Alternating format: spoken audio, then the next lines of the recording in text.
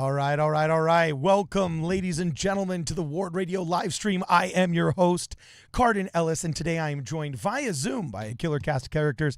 We have none other than Luke Hanson, also known as Cool-Headed Luke, as well as Jonah Barnes, the Associate Professor of all things apocryphal. And we're going to be reacting to a recent debate that Luke participated in here on Cameron Bertuzzi's channel. All right, is the Book of Mormon demonic? Was the subject of the debate, and we've got everybody here, including Jacob Hanson, just joined us to react. What are you doing here, Jacob? To react to this debate. Who? Jacob Hanson. There's a new Hanson. He's that other guy that does debates sometimes. Yeah. There's a new Hanson in town, brother. Is he trying to steal your thunder? Wrong. He spells his name wrong. Is he trying to steal your thunder? I'm here to make everyone know that he is not. He's nothing. This guy's got nothing on me. We're gonna find something to debate, and I'm gonna smack him down. Okay, so before we get started, I want to know. None of us have spoken about this until now. I've just barely asked you guys this, so the audience knows that this is a hot take right now.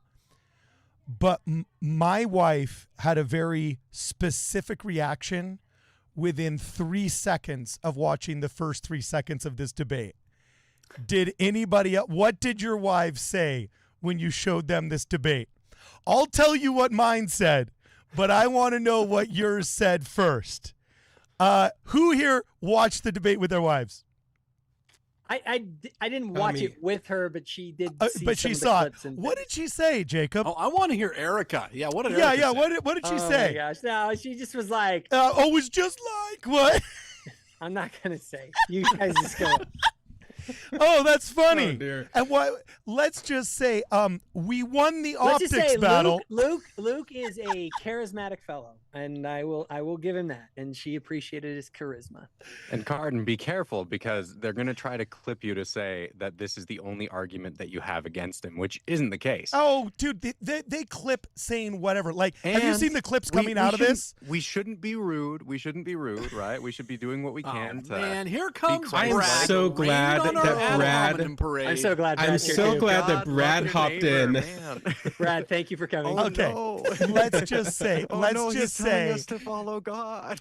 Let's just say I'm going to show you some of the thumbnails here that Luke wouldn't let me put up. All right, here's what's the point? Okay. Instead of saying Book of found Mormon the loophole. I won't I put found him the up. loophole. So oh my gosh.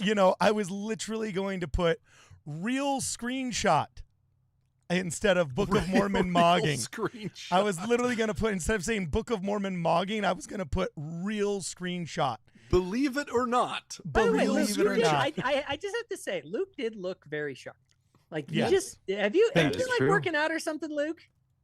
I lost some weight. 23 pounds. 23 pounds. Nice work, man. I haven't I thought you More to looked go. lean and mean. I haven't been More able to go, but I haven't been able to get this guy to lose weight to come on my show as the oppressive producer that I am, the Los Angelino that I am. But man, he's going to go debate a fellow nerd, and then he's down 25. no. You know what I'm saying? This debate was a 2-week time frame. That's like how long I had to prepare for this thing. That did not happen in that time Luke was frame. in like, Okay, so Luke has been on a long diet. the only thing facts I and will logic. say is this. The only thing I will say is this. Cameron Bertuzzi, I like you, bro. Trent Horn, I like you, bro. And when I'm looking at graphics like this, I shake in my boots in the competitive war of ideas, the battlefield of ideas, when this much cool shows up. Cameron with his guitars and his books and his hair and his cool suits. I'm not so worried when Ethan shows up. Let's just say that. So, okay. now let's get to the arguments. Let's get to the argument. We had a fun 5 minutes. And we appeased Cardin's baser desires. No more Cardin Cameron is just- Bertuzzi's. Cardin is just saying what everyone's thinking. All right, he's just honest. It was smart of him to start off by asking, "What did your wives say about this?" To act like he was not the one bringing it up. So good move there. And now I think we should start. Hey, in my defense, and we will move on to the actual substantive arguments, but he came at you like a psychopath, insinuating sincerely held beliefs were demonic, which is frankly, that's just a bridge too far for people that want to claim that they're all about substantive discussion. I mean, he was treating you like a crazy person escaped from an asylum and insinuating that every single person that participates in Mormonism is somehow associated with the demonic, which I just think is kind of a little bit of a crazy debate thing anyway. So it's like, if we want to say that we're trying to keep our gloves up and keep it substantive and keep this highbrow, is that really the debate subject and the behavior that you would engage in? Like it's not like this guy was some well-behaved puppy. He pulled out Mormonism Unveiled, which is like telling a Jew that, I've got proof. I've got proof that Jews are part of blood libel and world domination because I read the Protocols of the Elders of Zion and I read Mein Kampf. Did you know there was a book written by an Austrian artist? It might That's exactly what it's like. It might be one step up from that, but for context, for anyone listening, the Hurlbut affidavits. Dr. Philastus Hurlbut, by the way, not a doctor. Not a doctor. Was just his first name. He literally said that he would wash his hands in the blood of Joseph Smith. Right? This is the dude who compiled these affidavits and was using them. Joseph Smith took him to court and he was ordered to stop because Joseph Smith rightly was fearing violence from this guy. And so he sold those affidavits to Eber D. Howe. Eber D. Howe, is that right? Yeah, but he sold them to Howe to put in the Mormonism Unveiled. So and there's actually even more to that story. Yeah. It's that he joined the church, almost immediately got double excommunicated for infidelity with women on his mission. The reason why I was double is because he wasn't truthful about the extent of it the first time. So then he brags about how he deceived the council, and then they find out about it, and then they excommunicate him again after they brought him back for repenting. And then he goes and solicits payment to himself to go and track down the now long debunked Spalding manuscript theory, where he found people that said, oh yeah, Lehi's in there, Nephi's in there, Zarahemla's in there, Laban's in there. I read the Book of Mormon and it was the Spalding manuscript. That didn't work out, but he still tried to stick with it. And then he went and solicited these testimonies from Joseph's immediate surroundings, but he left out the ones he didn't like. We have record of people saying, yeah, he interviewed me and then he didn't include it. I guess he didn't find what he was looking for. Then he takes him back and gets taken to court by Joseph Smith, ends up having to pay $200 because there's a credible threat against his safety, $7,000 in today's money, and now basically has a restraining order whereby he has to sell it to E.D. Howe and dip out of being anti-Mormon for the rest of his life. And that's Philastus Hurlbut. Can I just make this point? Doctor. And Philastus. in the debate, Doctor. Luke is on a time crunch, first of all. He has to try and address a lot of these things. And here's the big issue. The debate isn't about Joseph Smith, you guys. Like that's the whole thing. Like, Luke, I think this is where you did an excellent job on this front. He wanted to pull this debate into a debate about Joseph Smith. Yep. That was his goal the entire time. All of us who've been following this, he's been looking for people where he could go and do his gish gallop on Joseph Smith. He read Mormonism Unveiled, and he's like, I have discovered the secret of Mormonism that all the Latter-day Saints know about. And then he was going to go just like gish gallop that stuff, which is, watch his opening statement. It's like, just like trying to rip through as many facts as he could. And here's what happens. Luke smartly goes, this is a debate about the Book of Mormon, guys. So why don't we actually look at what the book actually says? And then Ethan's like, oh, well, I haven't read that. You're just like, goodness gracious. Here, this I is will a debate say about the Book of Mormon. I will say he knew that if he actually, I love President Holland. He said people have to crawl around, under, over, or something with the Book of Mormon. And that's exactly what we witnessed. He can't deal with the book itself. And you know for a fact, if there was something actually demonic in the book, or that came out of people adhering to the book, he would have gone to that first. We all know he would have. The fact that he didn't means that he couldn't get anything. And there's nothing there, and so he has to go to the next option. He got a third of the way through the book and was like, ah, crap. and what I want to say This isn't helping me at all. I at least respect Ethan for being honest about that, right? He could have lied. Yeah, that's true. I was very surprised because I didn't even ask him what percent he's read of it. I just asked him. But he was precise in his answer, and I appreciated that. Yeah. Like I will give him that. He was absolutely upfront about how much he had read the Book of Mormon. Although I have to pause before people get too excited about this. Remember, he's upfront about that, but he also has, and I mean this, unironically, on X, said that it is a undisputed historical fact that Joseph Smith died in a shootout. Oh, yeah. Yeah. After so the debate, just know, he said that. You are dealing with someone who literally will know the facts about Joseph Smith's death and call that a shootout. Yeah. Why should we trust like anything else? That to me is a litmus test. My 16-year-old son walked by and heard like a few minutes of this debate. His take was, so this guy just scrolled through 4chan comment sections for all the dirt he could find on Mormonism and took it at 100% gospel truth and is just puking it out on the debate. Well, so that's where I'm coming from. Just you guys want to say, "Oh, Cardin, keep the gloves up, keep the gloves up." There was nothing gloves up about any of this. Okay? There's nothing gloves up about any of this. And all I got to say as a fellow content creator who cares about the progress, I guess, of his religion, the body of Christ, Christianity in general, you know, nobody can compete. I'm putting a picture of Cameron Bertuzzi up on the screen right there. When I see this level of sexy, I just think nobody can compete in as much as Christianity is a counterpart to wokeism and psycho-leftism. Like, there's nothing more masculine and awesome than this, right? More of this. We need more of this. That's a real screenshot. You know what else is a real screenshot? You know what else is a real screenshot? This. A dude foaming at the mouth as he quotes a book that has led to the violence and the murder of hundreds of thousands I'm gonna interrupt of people based Brad's upon recovering. You know, Brad's recovering right now, like, so we want to be please. gentle on him. So, like Catholics, I'm just gonna if this interrupt is your really game, fast. well, hold on. I'm just saying. On the same level, Real quick. If this is you their can continue game, after. You can continue after. Okay. In the same way that Joseph Smith didn't die in a shootout, right? He was killed by a mob.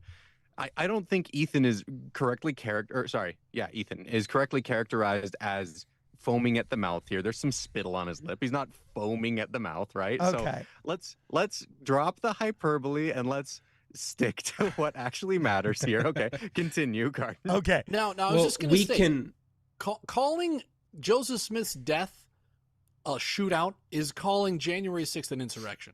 Calling Joseph Smith's death a shootout is like it's like calling the Salem witch trials level. It's a wild mischaracterization. Absolutely. Well, hold up on the Salem witch trials thing. Honestly, the crash out after this from Ethan was pretty bad on X. And he literally said, and I have to pull up exactly. Yes. The whole debate was a crash out. Hold on. But he said that, oh shoot, I need to pull it up. It got worse after the debate. Yeah, he said, here's what he says. He says, he was so annoyed at kind of that everyone wasn't on his side that he makes. You should back up like 3 sentences before the big thing that he says. Oh, well, I just have this. He goes, Oh, okay. He wasn't happy about how the debate went. I don't think at all. He was very clear about that on X. What a He shock. kind of said, like, I'm done with this. I'm done with dealing with Mormons. Like, you guys are all brainwashed, crazy people. And then he says this, quote, "This has made me appreciate the approach that the Catholic Church took towards suppressing false sects in the past. When people get to the point where they can't be reasoned with it becomes a battle of wills. What? Shut up. He did not say that. I know, and Dude, I word for reposted it, word. So and I I'm just asked the vindicated. question, does anyone know how the Catholic Church used to suppress what it Oh my considered to be gosh. sex in the past? And then I just Oh, posted a picture no, of the thing. Inquisitions come to mind. Yeah. They burnt people at the stake saying Deus Oh, no. Vult. Wow. Oh no, this is not good. Like Ethan, like look, maybe it didn't go your way. I don't think you did like that bad. You threw out a lot of anti-Mormon facts. You had a lot of people that were like, yeah, rah. Like just Other people would have done worse. That's not the reaction that's gonna win the post-debate game. So you're So it's saying like- literally the exact same thing I am, but just with flowery academic language. Yep, it's true. It's No, Cardinals I'm not With- mocking. by I'm not quoting I would him. Never attack him on the level of like, oh, look at his appearance or something. No, I it's think not. that- It's, and I'm that's talking messed about up. optics. I'm talking about- pointing out that his ideas are really, really bad, and that they're harmful, and kind of getting to the point of being scary. Jeez. Okay, so That is definitely to the harmful point of and being scary. Harmful and scary is okay. Now, But for screenshots, those of us- no. For those of us who didn't watch if you haven't watched the debate, you need to go watch it. Cardin just posted it Yeah. on the channel. It's 2.5 hours long. You really need to go see the thing to get an appreciation of just how low this is. Bacteria feeding on the barnacle on the hull of a sunken ship level anti-Mormonism. This is as bad as it gets. Well, here, hold on. I want to make one point though on this. Okay, I don't want to oversell or undersell. Yes. This is where I don't want to do the opposite of what Ethan's doing. Okay, Thank you. Here's what Ethan's doing.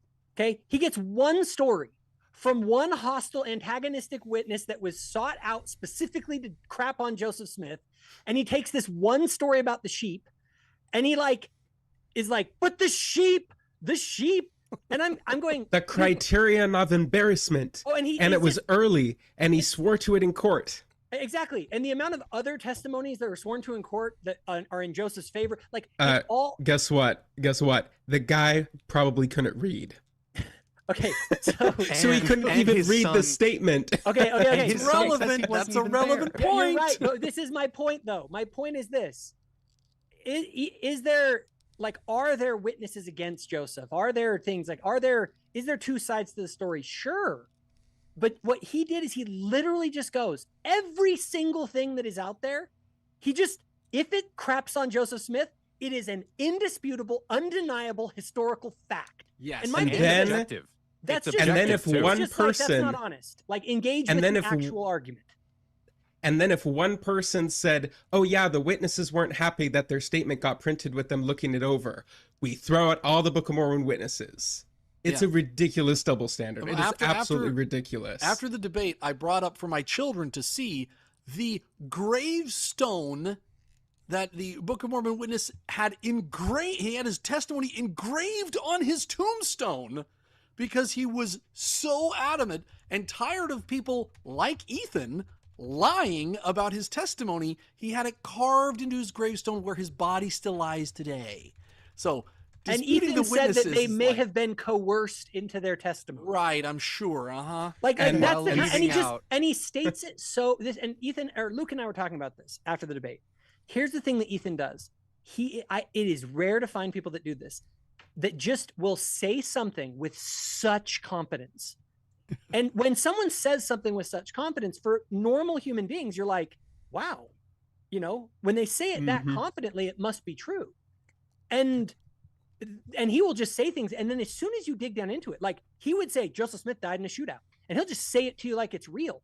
And anyone who knows that's like, what are you talking about? But the people who don't actually know, when they just hear someone say it so confidently, they're just like, well, wow. Well, like, but see, that's this true. this is my problem with you guys saying that, like, oh, try and stick to the highbrow this as long I'm not as saying that, Cardin. I'm on your you know, side. I'm is- not saying that. Is Only at me what who's point? impersonating.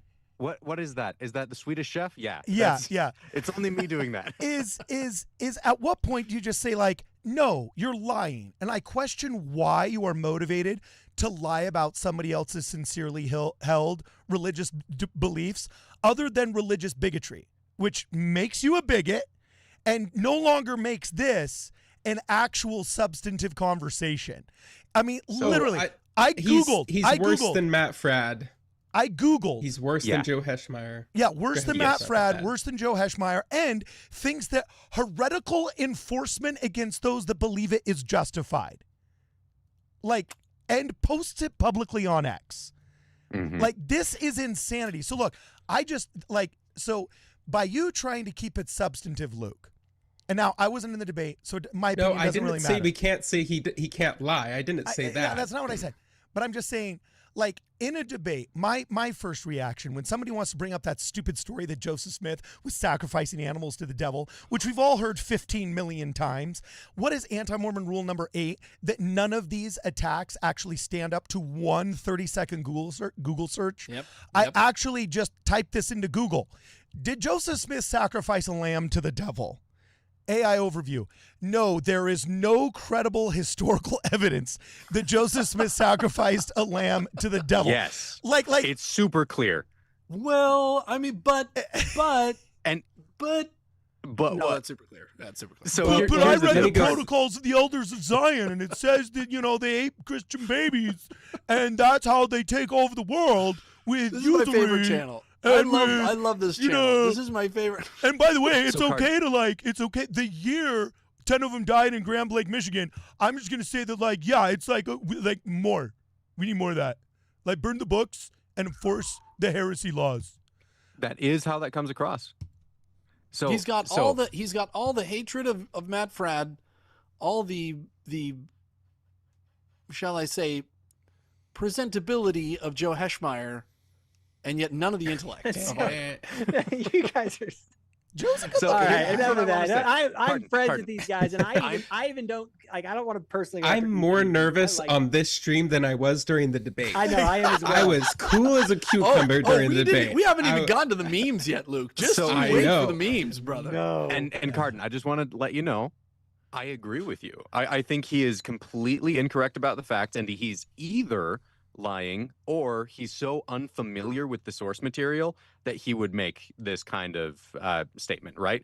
I only say what I'm saying so that we don't end up making matters worse over attacking one another, over appearances and stuff like that. Let's stick Yeah, to like the facts. if I have to debate Tom Cruise on something next. Yeah, but no. Why does I everybody guess say that means I oh, lose. you're making fun of You're appearances? I'm just saying optics. All I'm saying is I can't compete.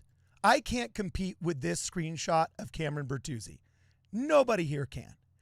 But that doesn't mean too you much win the cool- argument or lose the I'm not argument. saying it But is. it does. I'm not saying it is. You guys are jumping to those conclusions. I'm saying. All I'm real saying, quick, let me real finish. quick. Let I me just finish wanna- my sentence. Can I? Let me finish my sentence before y'all jump in and think that I'm saying something I'm not, so you can all score your points with all of the highbrow philosophers in cyberspace. I'm just saying, as a film producer, as a podcast producer, the optics of this, none of us in this live stream can compete with, and all of our wives are jealous of.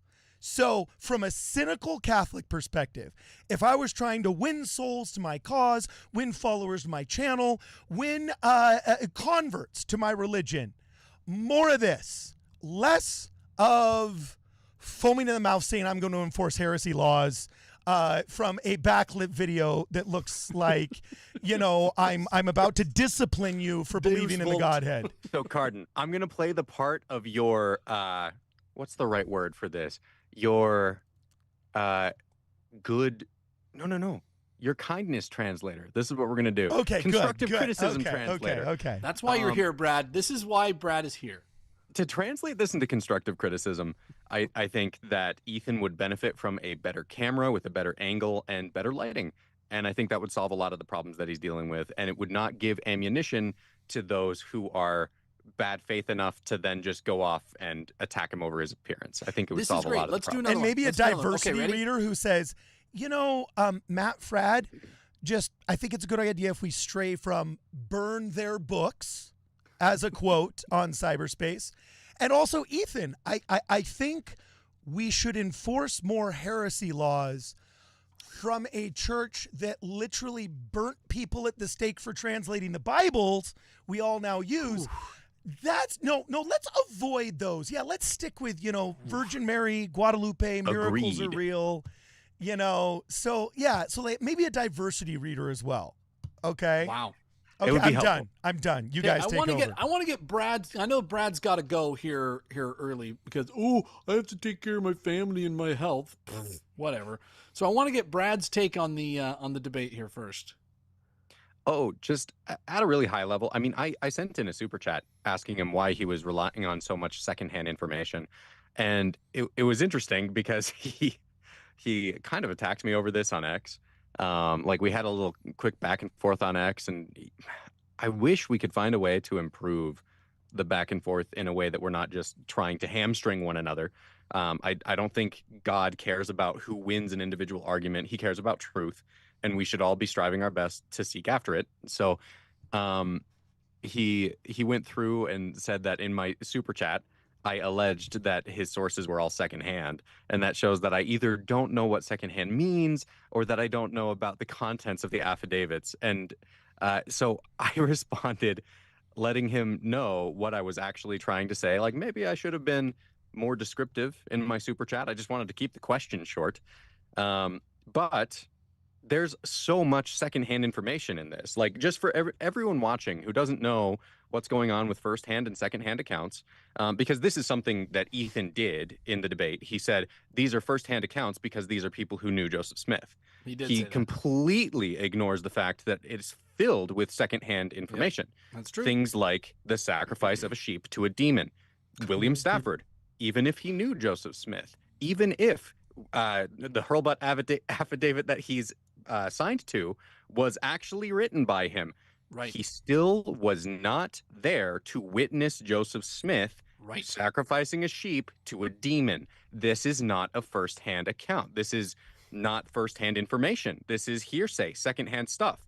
That's what I was trying to ask about. And I don't know if he just misunderstood what I was saying or if he purposely dodged it, because there's a lot of this secondhand information. In fact, everything that suggests Joseph Smith was sacrificing something to demons or got gold plates from a demon, all of that is not firsthand information.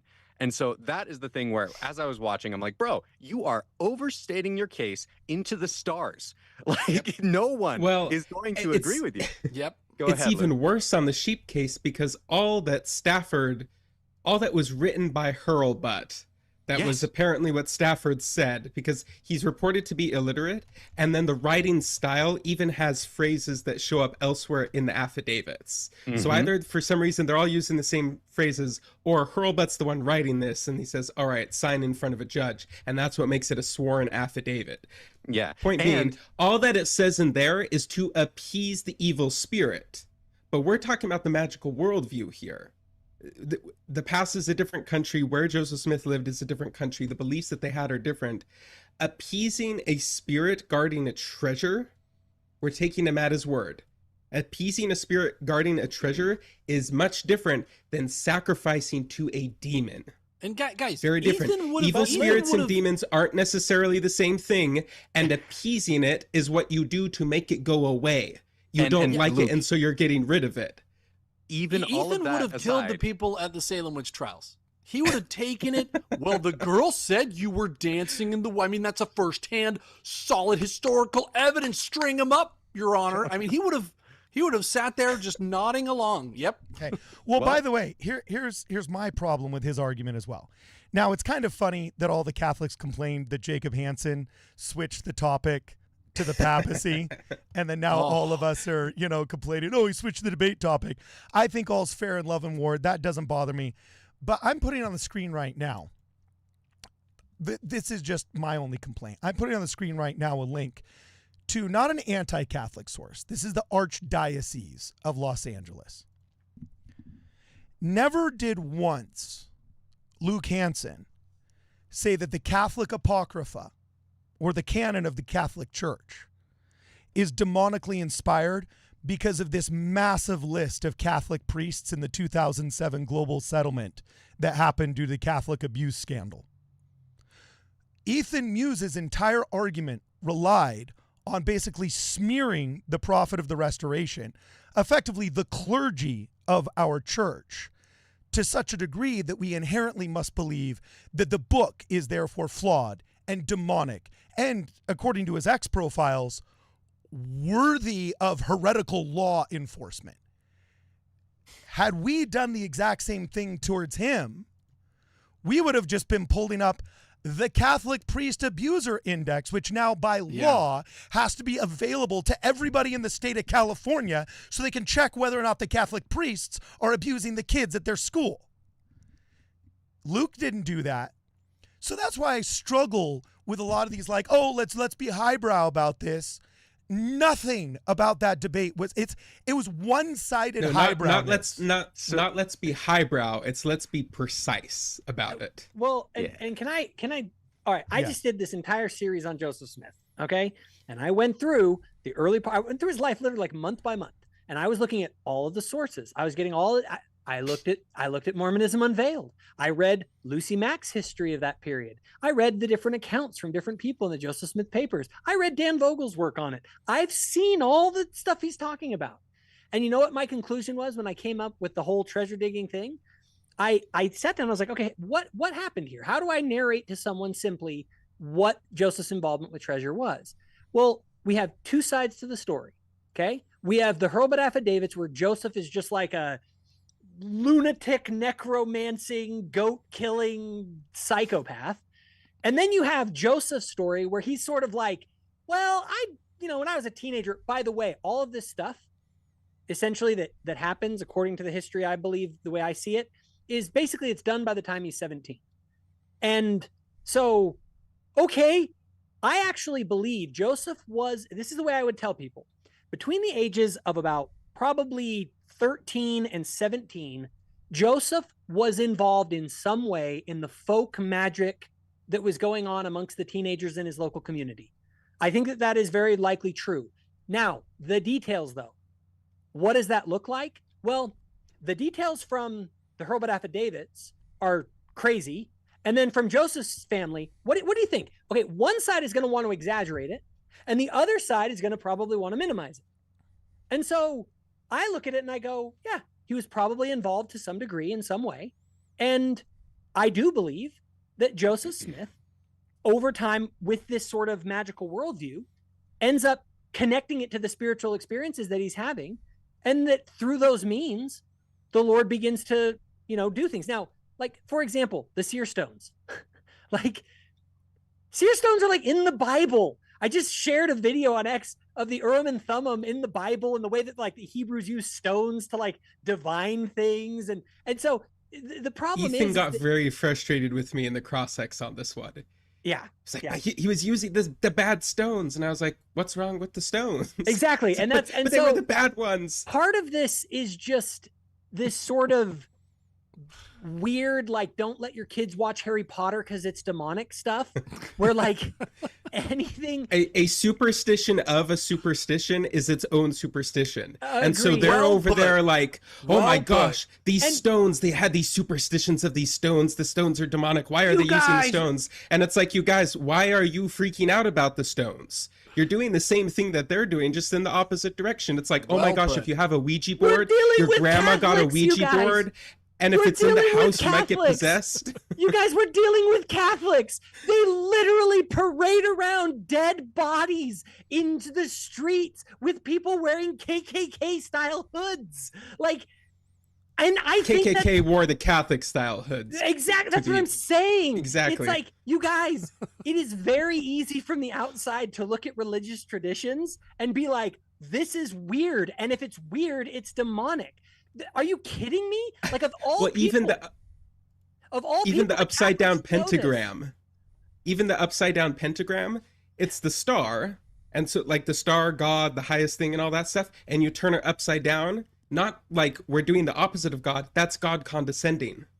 That's what the symbol meant. Guys, And then I it got heard that- taken and used for satanic saw- purposes. I saw Goody Williams in the forest dancing around a fire and summoning demons. I saw that, guys. It's a first-hand account, and I think I would love to debate Ethan on that. Ethan, well, I'm challenging you to a debate right here on whether or not Goody Williams, when she was 14 years old, was levitating in the air and summoning demons around the fire in Salem, Massachusetts, 400 years ago. When I challenged them all to a debate as well on the validity of the Catholic Apocrypha, and then I'm going to immediately switch gears and just start reading all of these letters to the Archdiocese of Los Angeles. Yes, saying, exactly. Dear Archbishop Manning, I am writing this letter to you concerning a priest in the Archdiocese, but before coming to this decision, I consulted many hours with my spiritual director, name redacted, Faster. from St. You John's have to read Seminary. faster. I believe that I have an obligation to write you Yeah. since I feel that this priest may be hurting good. somebody else as much as he has hurt me.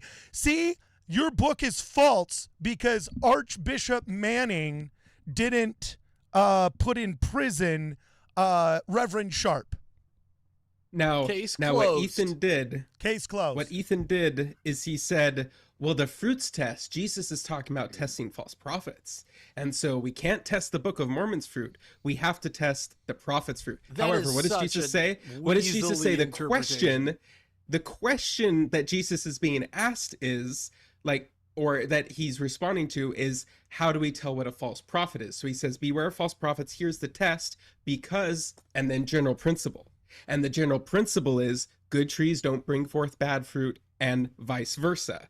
And so the Book of Mormon still is a thing. See, Ethan's contention and what he really thought was the gotcha in the debate is, things can't make fruits, or we can't test the fruits that things make. Only prophets can be tested that way. Checkmate, Mormon. The What a Book of Mormon can be bizarre- as good as you want it to be, and it doesn't matter. Only prophets have that test. Hey, Why? and I that know doesn't that- make any sense at all. And some people are concerned about going after looks. So just to even the playing field, I just want to say, Brad, do you need more iron in your diet, man? What's going on? Oh, What's going on? dude, You're it's looking a little pale, brother. What is this? it's a new camera. Watch this. Please If I- super chat to the channel so we can afford some meat for Brad. How's that? There There we we go. go. There's There we a go. You're pretty getting drastic Ethan change. red I haven't now. white balanced things here, so Yeah, just like to say, look, we roast people's appearance all the time, guys. Like, let's, come on. No, Come on. but appearance is I mean, we have Jacob different Hanson than on the channel. optics. If we can't take ad hominem attacks, we would not have Noodle Arms Hanson okay. No, but on hold our on a channel second. at all. Do you guys even know the definition of ad hominem? It means attacking Yes. the person instead of the argument or in lieu of the argument. We're doing just fine with the argument. In fact, we think the optics of the appearance is part of the argument. Hold on. Just because you make an argument later doesn't mean that you can't do ad hominem before. No, hold on. It's not ad hominem for me to say, you know what? I don't think the guy with a Confederate flag on his pickup truck should be a process server in a black community of Mobile, Alabama. I just think optically that's like really bad, might lead to some violence, might lead to a lawsuit, might lead to a bad press article. I'm not Okay. attacking him I- in lieu of the argument. I'm saying maybe the guy foaming at the mouth saying we need to enforce heresy laws on X shouldn't be Garden. saying that the Book of Mormon is demonic. How And can I'll we just not say- make and I'll this just say, connection? Brad We've Whitbeck's had hair- this Brad Whitbeck's hair is conversation fake. 3 times Okay. now. Hair's fake. Let's go on to other stuff. Okay. yeah. Cardinal, So I've all put I a will say timestamp in. is you've done a really good job of being wise as a serpent, and I do a great job at being harmless as a dove. And by our powers combined, we will eventually reach where God wants us to be. Okay, Captain Planet with our powers combined. that's right. That's should why I we get have us to Brad some here. super chats? Yes, let's do some super chats. I have one question for Jacob though. Oh, Well, it's going to take 15 minutes if we No. ask Jacob a This is question. actually very quick. I'll be- Jacob, I'll That's be insane. I'm trying. If Jacob, when- Cardin asks, it takes 5 minutes for him to ask. It's going to take 10 No. minutes for Jacob to answer. I'm just being honest. no, it would have been done already. Jacob, you went to Catholic school, so maybe you can help. Yes. You can help open up the doors of the culture to me. You invented the term "please talk to us," or not about us, but with us, right? And I Yeah. think that's working. We're making inroads. It's great that we're even being invited to these debates now, right? But I've noticed now that people are talking with us, what's the slogan we can make? Like, there has to be I want to have debates where it's like, okay, I want to debate you, but like, you can't quote God makers. Like you may not realize this, but it's like I wouldn't go on to PragerU and debate Dennis Prager while quoting Mein Kampf or while quoting the Protocols of the Elders of Zion or Henry Ford's book or a series of articles that he wrote, because it's considered so just like, right? So I'd like to think that in their ignorance, they're quoting Mormonism Unveiled and the affidavits that led to violence against Mormons, like the Flastus Hurlbut ones. And I'd like to think that it was out of ignorance that like Matt Fradd is actually talking with Joe Heschmeyer about the God makers, okay, the most resoundingly ecumenically rejected bit of religious bigotry against Mormonism of the 21st century. Like, what's the analog in Catholicism? Like, if I were to have a debate with Cameron Bertuzzi, and not even a debate, he's a cool guy. We'd probably just have a conversation, and I welcome that conversation because he's a cool guy. But, like, what's a book where if I just started spewing it as though it was, like, real, would be equally offensive in Catholicism? Anything by Martin Luther? Yeah, you'd probably go to like some of the Protestant Reformers literature that came out that just like crapped all over Catholicism. There's anti-Catholicism has kind of gone out of style as after Vatican II, especially the Catholics and the Protestants kind of shook hands and were like, oh, okay, we're kind of friends now. We're not going to kill each other and burn each other like we used to do. So Catholicism, yeah, it would be kind of the anti-Catholic rhetoric of the Protestants over time. And here's the thing with Ethan, like, I think Ethan is actually fairly new to this. He's a super zealous Catholic. And there's sort of like, your average Catholic isn't like Ethan, guys. Don't judge Catholicism by Ethan. Most Catholics of all the different religious groups actually get along best with Latter-day Saints. Like, we get along very well with Catholics. But there's sort of like your hardcore Catholics, and that's kind of more where Ethan falls into. And they get a little bit more spicy and a little bit more medieval. Now, with that in mind, Ethan is new to this. He's excited about it. It's like, oh my gosh, I just discovered Dan Vogel. Oh, and he's just like as if we don't know about this stuff. No one Wait, else has who? ever read this. Who? No one. Yeah, I know. Dan Vogel. No, Cardin. Oh, Yes. okay. Yes. We're past Cardin. it. It's Hold been on. said 3 times, like Beetlejuice. saving- It's time to invoke Dan Vogel. Okay. No, I hold have- on. I have another part. There's another point for it. Okay. Well, Well, Because I just think I've heard that I name. just want to finish this up. Finish Last your thing, I thought. swear. Finish your thought. I swear, this is the thought. Okay. So he's excited about all this stuff. And he's missing what the experts and Luke actually knows this. When you actually get people, even people who aren't LDS, who actually study Joseph Smith in detail, they don't come down on the he's a con man theory. Like, he's like, you know, for Ethan to take the stance that like the most aggressive sort of like Joseph was a heretical, evil con man, loon bag, demonic, all of that, it just flies in the face of the other people who The data.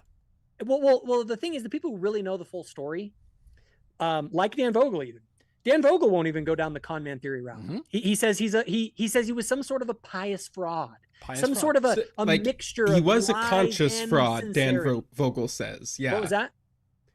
Dan Vogel does believe that Joseph consciously deceived Yes, but in select circumstances because he was trying to get towards the goal of bringing people to God. yes, and he had Not like a good- purely personal gain type of thing. Exactly. And Dan is probably the most hardcore. You go to someone like Probably. a Kyle Bashirs or a Stephen Pineker or even Turner. Fawn Brody. And they go and they look at this and they go, Joseph was a complicated person. And it's funny, I'm about to produce my epilogue on my Joseph Smith series. And this is my essential take on Joseph and why his story is so cool and why people, and I mean this from a historical perspective, like not as a Latter-day Saint. By the way, my epilogue isn't Joseph Smith was a prophet, da da da. That isn't what I come up with because I'm trying to be historical. I say Joseph is an enigma. Joseph, and that's exactly what Turner called him. His story is like a murder mystery because you can make the case that this guy is an evil con man, but you can also make the case that he was an incredible person and even a prophet. And Mhm. so it's like this super cool like mystery that and the people like Kyle Bashir's or that really know the story, they are like, this is I'm fascinated by this story because it's not a simple story. It's actually like a murder mystery that we're all still trying to figure out, 200 years later. Yeah. And Jacob, I want to just piggyback off of what you're saying here. Another thing about Dan Vogel, Luke actually kind of brought this up in the debate. He does not say that you should be taking these hurlbutt affidavits as objective history the way that Ethan was trying to portray them. I don't know that any historian would agree with the way that Ethan was using these sources. It's ringing a bell. And I will say, Dan actually, Vogel. Shall we I get should the super probably chats play card? them. Yeah, We yeah. should. Get to those super chats because I think I saw a video about Dan Vogel. once. No. Okay. Pioneer Game Yeah. says Luke totally testimony mogged in his closer. Yeah. Thank you. Justice says W. Luke. Latter Day Dogfights says, Carden, you want to read that one?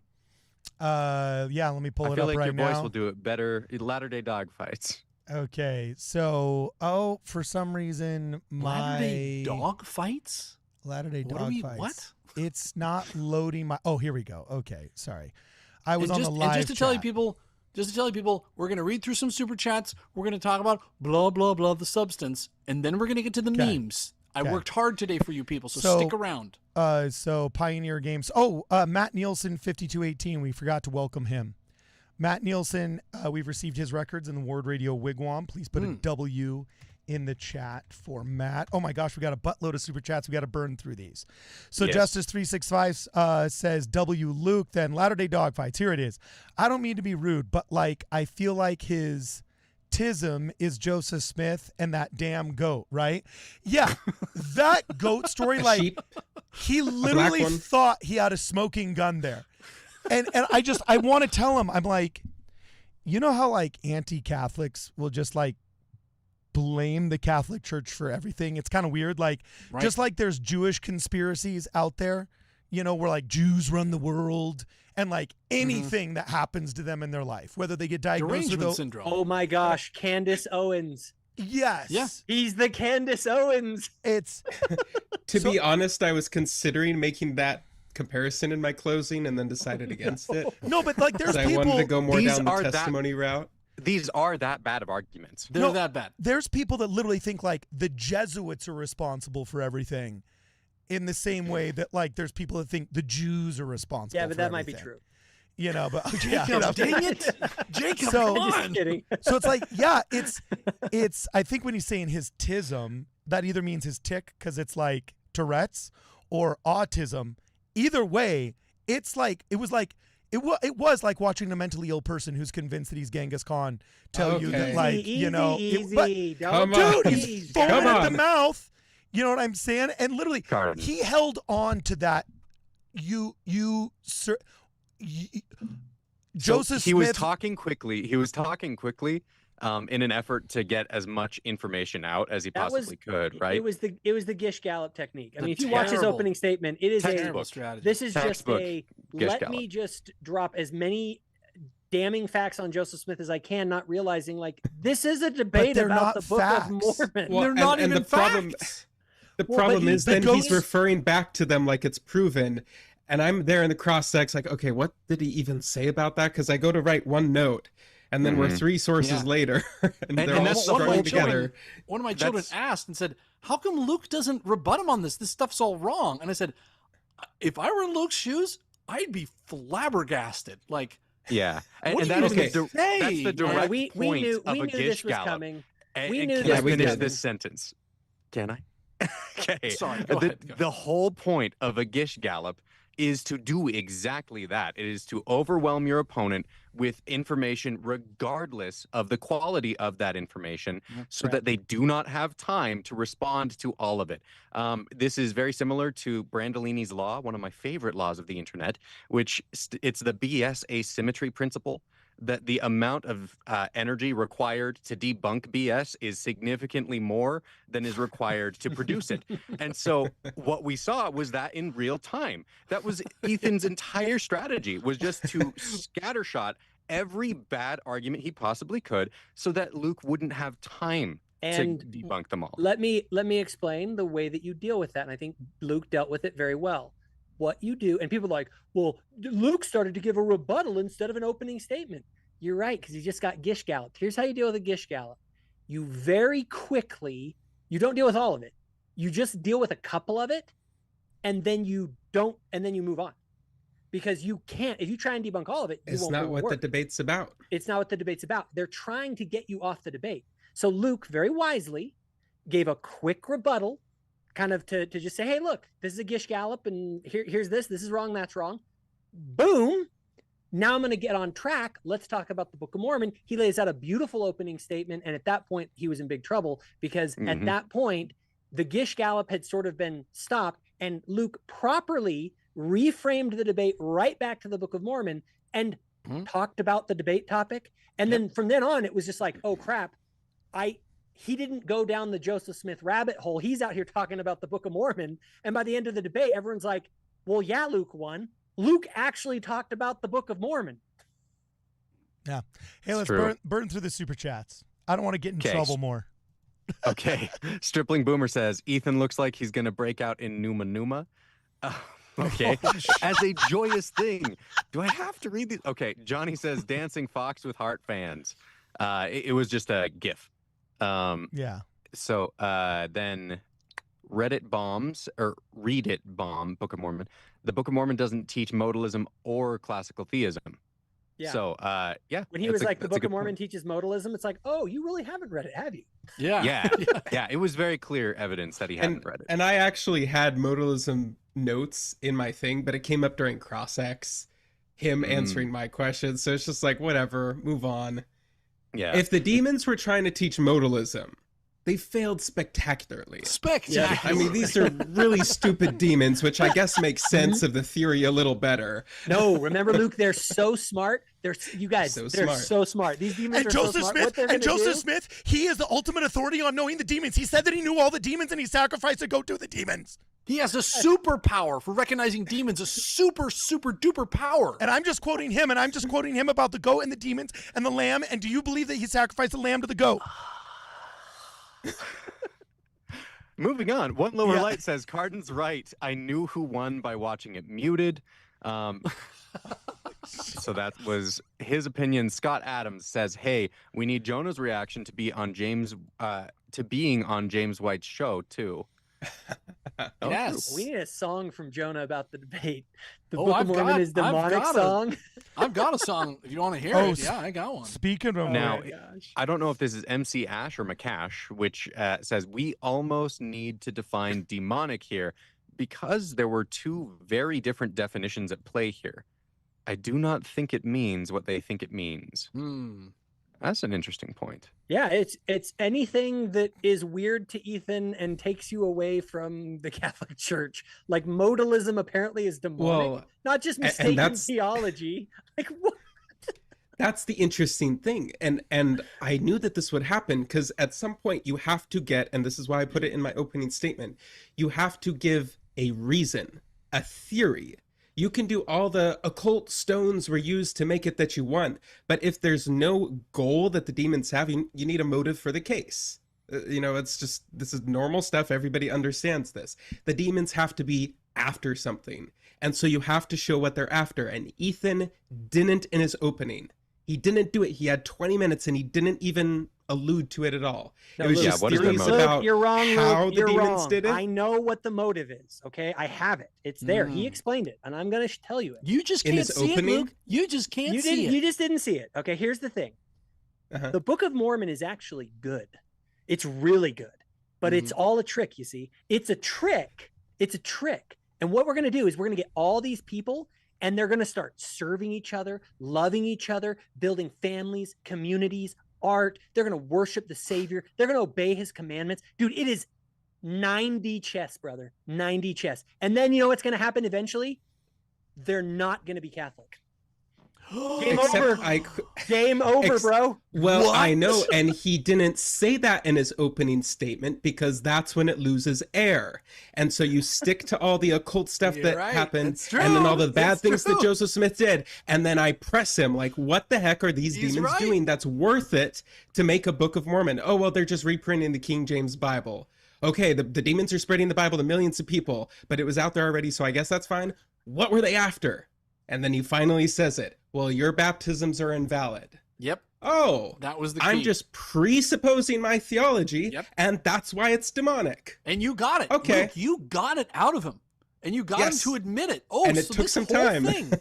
this whole thing is just anything not Catholic is demonic. And the funny Modalism, thing bro. is, Modalism. and the Demonic. weird thing is, I told Cameron in this debate, I will concede the Bible is infallible, and I will not concede any council, encyclical, writing of the Doctor of the Church, Thomas Aquinas' Summa Theologia, the Catechism of the Catholic Church. I concede none of those. If Ethan wants to appeal to them, he has to prove them.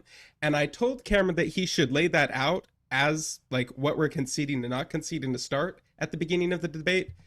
For some reason he didn't. I'm not saying it's malicious, but like you have to bring the proof if you're going to make the argument in the debate. And ultimately the demons need a reason to have done this thing.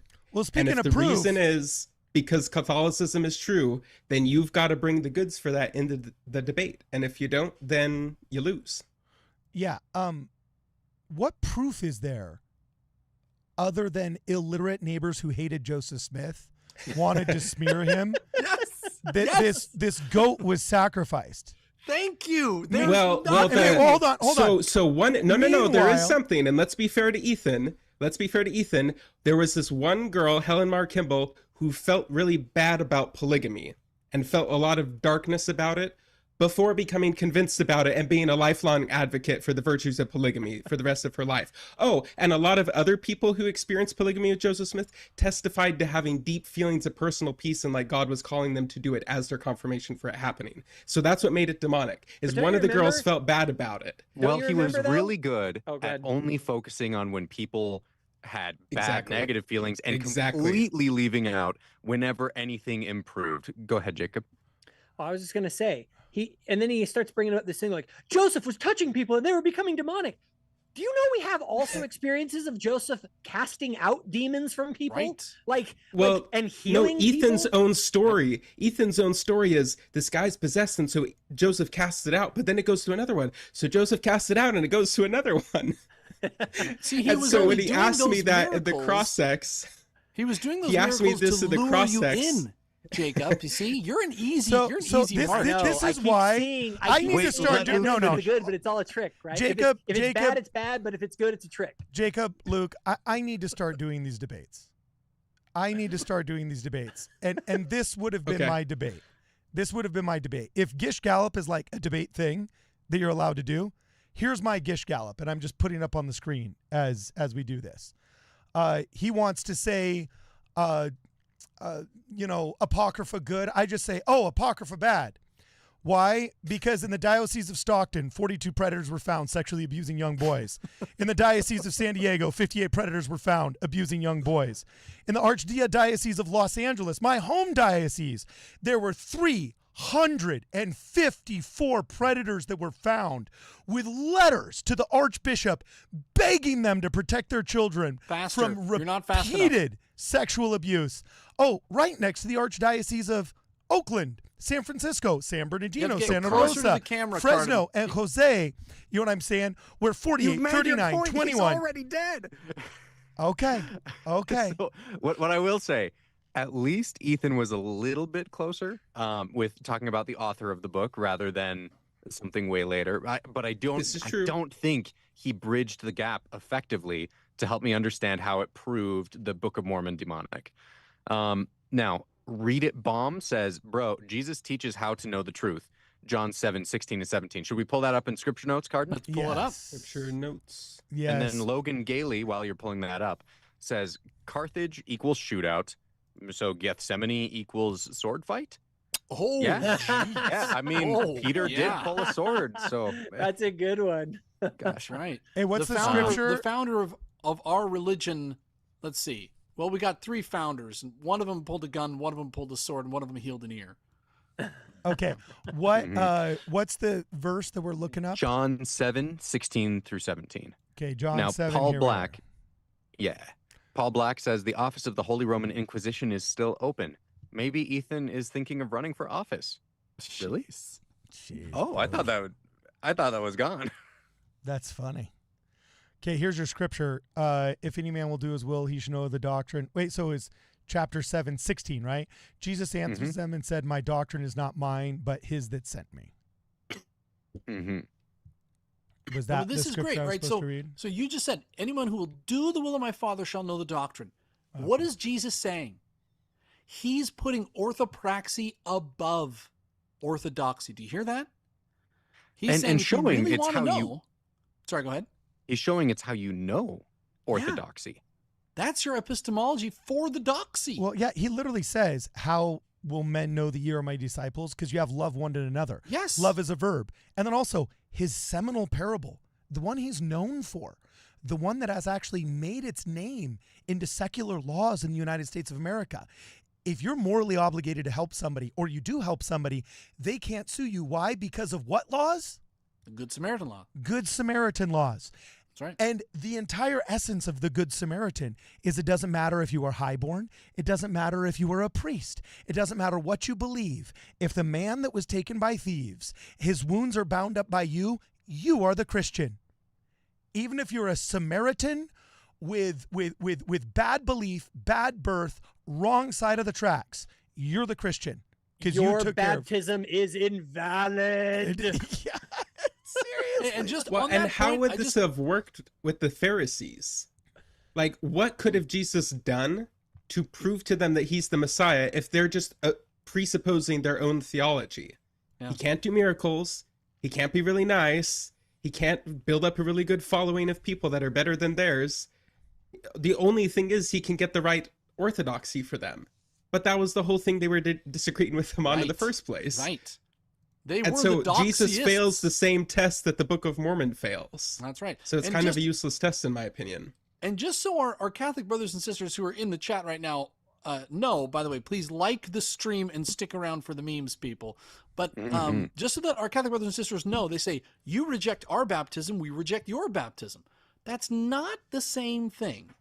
We don't consider your baptism to be authoritative, like a salvific ordinance, but we think absolutely Jesus Christ is going to say, I am so proud of you for getting baptized, for accepting Jesus Christ, for taking communion, for going to Mass. We believe Jesus Christ is going to love that.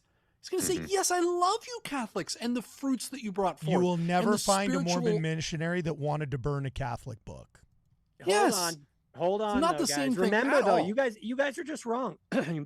You must not have heard my conversation with Ethan, where he expressed very clearly that God's plan is that the vast majority of people, that is a quote, Yes, I heard that. will go to hell. That is God's plan, according to Ethan. So he's that what he Calvinist said? or Catholic? Ethan, here's the good news. Maybe we're all Ethan going to said hell. that. Ugh. I heard that, Jacob. That was cray-cray. That was absolutely cray-cray. Those were exactly. That's what he said. No. Well, that by the way, he says that's the standard Catholic belief. Now, here's what's interesting. Again, you have to remember in Catholicism, you have a broad spectrum of people. Modern Catholics and more moderate Catholics. Emphasis on the like- spectrum. Oh my God. Garden. is that you have I needed a spray bottle. I know. You have a wide variety of belief amongst Catholics. And the more traditional you get, the farther you go back in Catholic history, heaven's like there's a few people that make it there. That's kind of the traditional Catholic sort of thing you'll find in Catholic writings. And then it's only later that we start going, maybe heaven's or hell is basically empty. And you have the Pope saying things like that. But if you go back in time, it's like, yeah, most people are going to hell. That is sort of the standard position. So Ethan is Including the actually, babies. Yep. And Ethan is being honest with sort of the old school Catholicism. That's why when I talk about Catholicism, there's different kinds of Catholicism. And I'm The a one that huge started in fan- 1965. Exactly. I'm a big fan of the 1965 later Catholicism. And even Vatican I Catholicism. Like, I think it got better with time because it became, it moved in a good direction. But And people and a lot of the old school Catholics and a lot of the people like Ethan, they kind of hail back to this sort of earlier version where suppressing the people who believe different than you is a good tactic. And just to name names, there is a really cool thing going on X right now. There's a Catholic guy named Trevor Tomesh. Oh yeah, who super is cool. going through, he's actually reading the Book of Mormon, and he's inviting Mormons to come and join him with it so that he can ask questions and understand what's going on. If he's a respectful guy, he's welcome to an entire live stream, carte blanche here. I'll freaking fly him to Los Angeles. Sick. I'll see if I can reach out. Just no psycho like, but the God Maker's in the goat. You know, no. like He's done a really consistent job of going through, and when people are bringing up anti-material to him, he says, okay, my LDS friends, is this what you would say? Right? And asking for clarification and understanding from members of the church on X. So that's been a really positive thing. And I want to make sure anyone watching this, we don't think Catholics are our enemies. No. We don't No. at all. We're reviewing a debate in which a particularly polemic Catholic guy, a guy who happens to be Catholic, was using very bad arguments to attack our church. Who And was came out Brad. swinging. And this is the whole thing. He got this is I couldn't help but laugh about this. Okay, I don't think out of all of us, anyone has more respect for Catholics than Luke Hanson, and It's true. no one is like nicer in the way that he deals with Catholics than Luke That's Hanson. true. And You're right. no Catholic has ever come at us as hard as Book of Mormon demon hunter Ethan Muse, and he got knocked down by cool-headed Luke. And Luke didn't even flinch. Just being himself and just telling the truth. And it was so glorious. Like, of all the people, like the guy who loves the Catholics the most against the guy who is the most vitriolic towards the Latter-day Saints.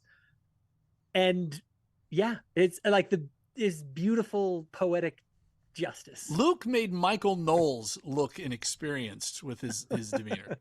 okay, let's burn through these super chats. Michael Knowles Brad, looked shook. can Okay. you catch up on super chats? This is true. Yeah. Next up, we got Carl Petty says, Ethan's presentism multiplied by his sketchy hearsay claims about Joseph Smith equals I want my 2 hours back. Okay. Excellent. Well put. Yes. The Yeah. presentism. Because you see Ethan's argument, he says that God's going to make it known to you. You're going to be able to figure out that this book is demonic. But what is he using? The internet. He's a very smart guy, and he's using that capacity, the ability to read things that people didn't have. So how is someone supposed to tell 1840s Ireland when missionaries land there, or 1870s Mexico when people go there, that the Book of Mormon's demonic? And I press Ethan on this in the cross-examination, and his response was, well, I didn't say, what did he even say? It was basically like, well, yeah, they won't be able to tell, but I didn't say they would be able to tell that it wasn't demonic. I just would say that they wouldn't be able to be convinced that it was true when it wasn't. It was something like that. Yeah, It was some sort of dude, and it was technicality. so weird. But it means his argument can only work now, today, with the access to all of this information, and at no other time in history. And he kept on trying to act as though it's like, well, it was demonic in the past, but now like kind of not so demonic. And it's like, wait, bro, demonic things don't wax holy over time. Oh shoot, Carden. He kind I of forgot. did say that, though. Oh, sorry. Okay. In his opening ahead. statement, he was going so fast that you might have missed it, but he threw in there, oh yeah, and God says that he can, what man meant for evil, God meant for good. And he kind of threw it in there, and I was trying to get him to bring it up again during the cross-examination to basically, I mean, he was kind of basically saying, well, yeah, it was bad, of course, but like maybe God turned it into a good thing later. Huh. Carden. So now it's good. Yeah. Okay, I think everyone should be aware of this. I was thinking about this, and I think I might have found the perfect analog. I want you to just Google Maria Monk. Okay. Maria, Maria, Okay. and then here last it name is. Monk. There's a Wikipedia article based on Just go it. to the Wikipedia on it. Okay, look at the year on this. She wrote a book called The Hidden Secrets of a Nun's Life Holy in a cow. Convent Exposed in what year? 1836. 1836. Like the exact Right about the same time. exact That's same almost the time as the same Hurlbut time. affidavits, and she gives firsthand testimony that Priests regularly entered the convent for sexual relations with nuns. Nuns who became pregnant gave birth in secret. Infants were murdered and buried within the convent, and nuns who resisted were punished or disappeared. Okay, well, you guys, we have a first-hand account from someone who is an insider in the Catholic Church. Now here's the thing. Obviously, I don't believe any of that's true, okay? Here's my thing. Ethan, if your standard is just, oh, we had someone in the 1830s give a first-hand account, and that's what you're going on, like, that just isn't enough, Ethan. That just isn't enough. And the fact that you're going back over and over to obvious hostile witnesses and just taking them at their word, and then saying it's an undisputable fact that the Smiths were lazy, treasure digger, like, there are so many things. First of all, the people in the Hurlbut affidavits, their big thing was the whole Mormonism Unveiled's premise was that the Book of Mormon was from the Solomon Spaulding manuscript. That was its main premise. It got debunked. That Thoroughly. Before it was published.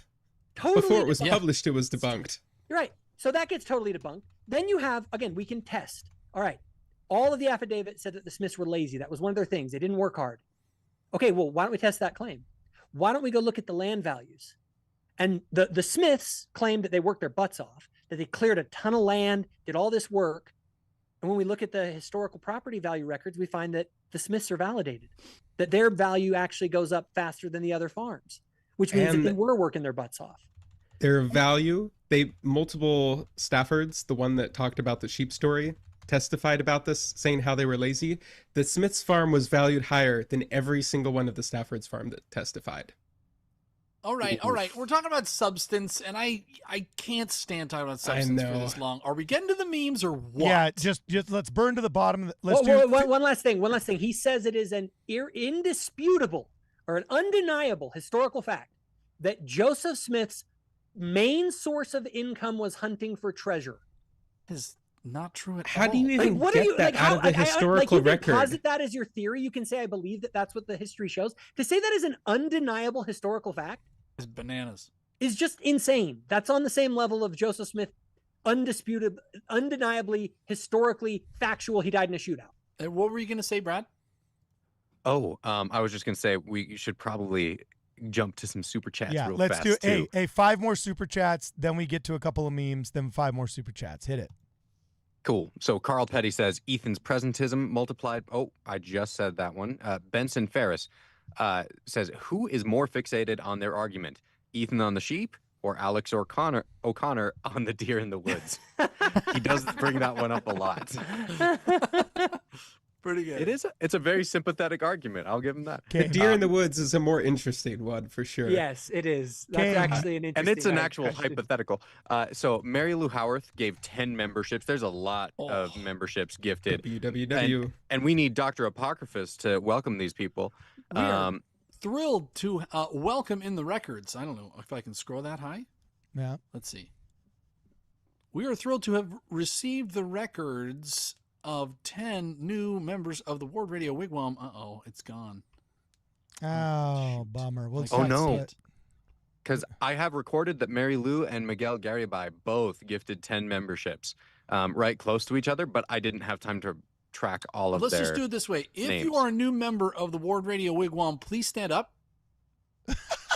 Thank you. All those who would like to welcome these members into the Ward Radio worship, please do so by the uplifted W.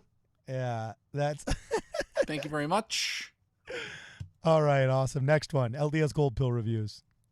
LDS Gold Pill Reviews says, y'all go hard, and I'm here for it. Thank you. Mari Chan, 62, says, just because I like you guys, and I appreciate your humor and your seriousness about the truth. Thank you for fighting the good fight. Cool. Next, Grork, Ethan Muse 1905. That's Ethan. That's Ethan himself. He's in the chat, bro. Nice. Well, at least he was. I don't know if he's still here. Okay, so hit it. Luke completely crushed the debate. So Gorork says, Luke completely crushed the debate, but nothing can compare to that testimony of our Savior. No one can listen to that and not be moved. Well done, sir. That's true. And then Ethan Muse, here we are. We've got directly from Ethan, the guy who was in the debate with Luke, for anyone in our audience who doesn't know. Ethan Muse says, Cardin, thanks for all the feedback on my appearance. You look great. Jacob, are you willing to have me on your YouTube for a conversation about debate? Yes. And You want to do that, Ethan? here are my conditions. Here are my conditions. Wait, can I just get over the fact that he said I look great? Like, this is a really You big look step so forward, Ethan. Carden, you're looking If you just so like don't good. burn my books, like we could really make something happen. Carden, you're looking so tasty. You were looking so fly. So hit it. So here is my offer. There's already an offer for Ethan to come on my show. Blake Ostler offered to have a debate with him. He actually has offered 2 debates with Ethan on my channel. One on the way the God of classical theism relates to the Book of Mormon and the Bible. And then the next one was on the Book of Mormon witnesses. So those are both already lined up and offered to Ethan. I've talked to Ethan multiple times in Twitter spaces, one of which he grabbed, clipped, and threw up on Capturing Christianity really fast. Now, on the other hand, my condition is this. Yes, I am willing to have a conversation about all of this, but after you go through with the already offered invitations onto my channel to engage with Blake Ostler on 2 different subjects that he's offered to you, and originally you seemed open to, but then you didn't like the order or whatever. My thing is this. Yes, I'll have the conversation after we go through the Blake Ostler debates that we've already talked about. Yeah. My advice then, to of the course- whole world: if Jacob ever agrees to debate you, it's a trap. Don't do it. He only agrees to debate things that he knows he's going to beat you like a rented mule about. Don't do it. That's okay? animal That's my violence. advice to the world. Okay. Why are we hold on. still debating Jacob like Hanson? a rented mule? Okay. Why hold are on. we still debating Also- Jacob Hanson? well, Who do you not have an internet connection? Okay. Also, ridiculous. I will just respond to Ethan in the philosophical terms that you guys will all approve of. Ethan, thank you for the super chat, but your statement is a red herring meant to weaponize the niceness culture of Christianity. Carden, thanks for the feedback on my appearance. We didn't just ridicule your appearance, but appearance in conjunction with the surrounding commentary, condemnations, okay, and really pejorative things that you've said on social media. Contextualized by all of that, we call it optics, okay? So that's a Which red by herring. we, Carden means he. Yes. That's a Don't red rope me herring. into all For this. us or the That- Church of that Jesus is- Christ of Latter-day Saints. And Are hopefully you guys he done? heard those Are coming you to done? his defense. Are you Yeah. done? Are you all done scoring your points? Okay. Yes. So, Yes. okay, that horse is dead too. Everybody knows you're in the cool people club, all right?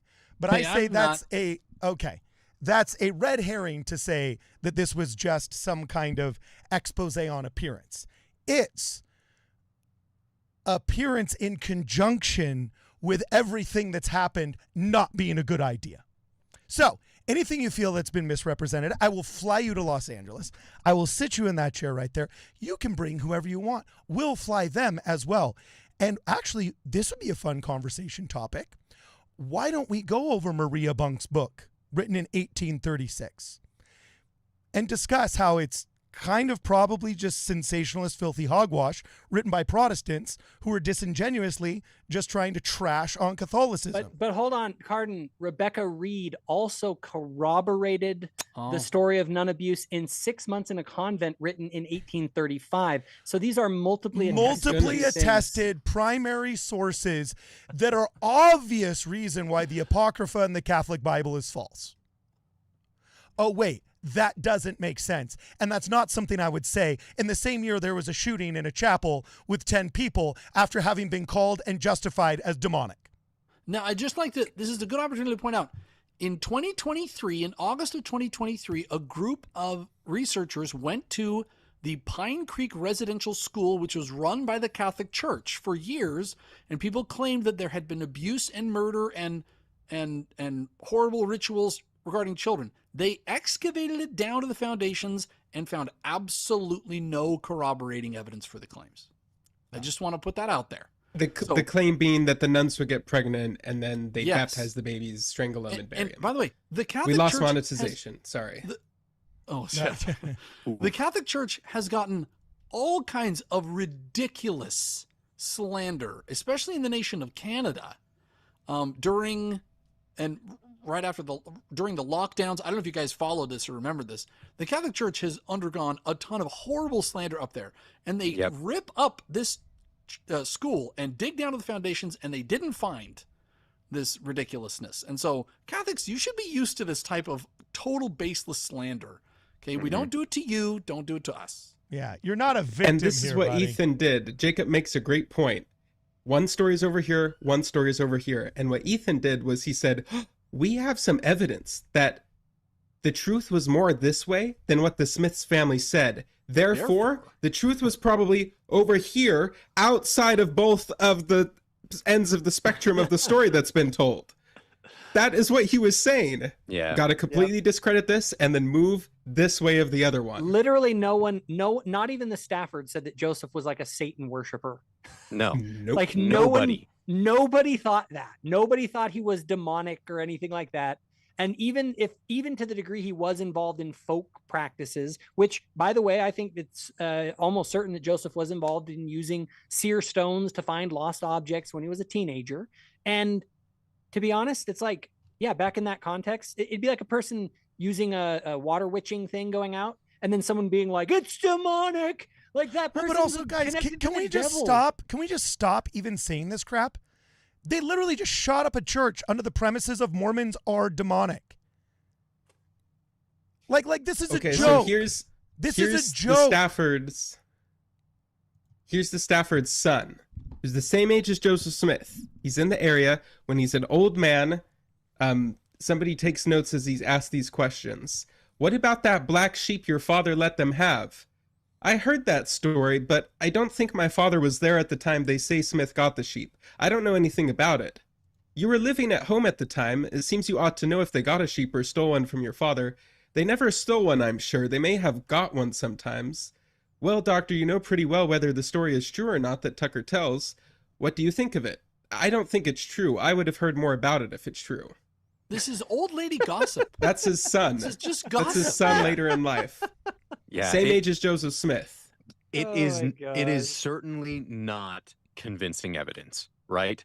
Not only is it not convincing evidence that the Smiths ever had a sheep from the Staffords, there's nothing in here to substantiate that he actually sacrificed it to a demon, like Ethan claimed. There is old. When you analyze this, I looked at all the sources, and here's the conclusion.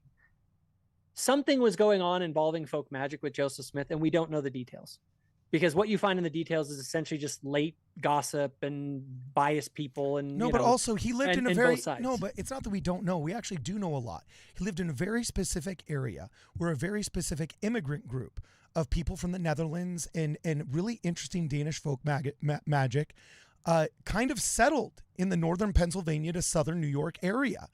And this isn't just the premise of D. Michael Quinn's, Mormonism and the magical worldview. When you actually follow the folk magical beliefs of people in the New World, it's kind of interesting. And Joseph Smith very much grew up in an area where that was fairly normalized. Agreed, Cardin. That's my point. Is this? It isn't like we do know a lot of details about the folk magic practices of that time, and that they weren't some weird demonic Satan worship. What we know about it is we know the generalities about what was going on, and we know that it's almost certain that Joseph was participating in those in some way. It's the details of exactly what, when you start talking about he had a sheep that he cut the throat of and was dancing around to appease an evil spirit, like we don't know if that happened. And in fact, what you find is, like Luke just pointed out, you find people that are like, yeah, I don't think that actually happened. And then other people are like, yeah, it definitely did. And it's like, this is just the gossip mill. Dude, Goody Proctor was levitating in the woods. Okay, guys. I have first-hand accounts. She was levitating. I say we hang her as a witch. It's got to happen. Brad, 10 more super chats. Just burn through them real okay, fast. but the memes are still waiting. They're going to easy with the burning through things, Cardin. Easy with the burning through. Yeah. Oh no. One Lower Light asks, have you seen a debate where an anti-Mormon won? Yes. Oh, which Several one? of Jeff Durbin's, because he goes out and finds 18-year-olds and asks them questions that they're not prepped for as they're on their way Well, home. then also, who's the guy that smokes a bunch and ends up on that whatever podcast that was like roughhousing the chaplain? Wilson. Yeah, Andrew Wilson. I've seen Andrew Wilson manhandle people for 5 minutes at a time, and I've just been like, bro, who let this puppy into the rink with Andrew Wilson. Like, come on, you can't bake Andrew Wilson cookies. He'll just blow smoke in your face and then, mop the floor with you. So crap on your bed. Yeah. So next super chat, hit it. Yeah, strong bad forever. Says, can't the fruits test be used on the Book of Mormon since it was when and abridged by prophets? I don't get that. Written and abridged. Just to clarify, Does he mean we test the fruits of Moroni? Now, one point on that. So, the argument, if you were to boil it down in a certain way, is Luke is saying, and I would say, how can this be a demonic book when it brings forth such wonderful fruit? To which the rebuttal was, well, because demons are doing bad stuff all the time to lure you in. Now, no. It's because demons can disingenuously justify a true statement. Demons can disingenuously justify a true statement. And Joseph Smith sacrificed a goat, and he said that he was the person that knew more about demons than anybody else on the earth. That was the real argument. Yeah. But the problem is that when Jesus Christ gave the fruit formula, he was specifically giving this and prescribing this as a formula to determine if something is good or not. Like, that was the intent of the statement. When it says even the demons admit that he's the Messiah, he wasn't saying, do you see their strategy, guys? If somebody says that I'm the Messiah, they might be a demon. That's not what his intent was at all with that. And so it's not an equivocal. I mean, Jesus Christ gave us the test. No matter how badly these guys want to ignore the test, Jesus Christ was a fruitist. He was a diehard fruitist, and everybody around him were trunkists. Everybody around him were orthodoxists, were Pharisees and Sadducees and scribes. And he was saying, it doesn't matter how right you guys are with your silly little laws that you make up. Bring forth good fruit, meat of repentance, for the axe is laid at the foot of the tree. If it doesn't bring forth good fruit, you're toast.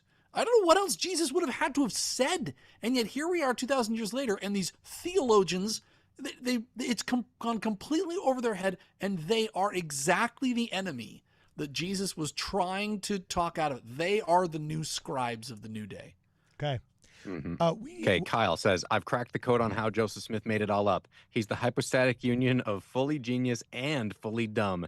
Easy. Boom. It's not either or. Next one. Nice. We got to do like 10 of these.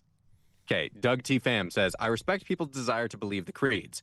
These online folks seem to think it's absurd heresy that one could read the New Testament and believe Jesus had a physical body and an actual father. Why can't they accept its rationale? Good point. That's fair. Miss Janina 1 says, appreciation super chat for Luke, since I also got placed on timeout during the live. LOL. That was lame. I got the same thing. Yeah, me too. Yeah, I had high expectations, and you did not disappoint. Plus, you looked great in that freeze frame. Double W Luke. Yeah, rock on. John Davis.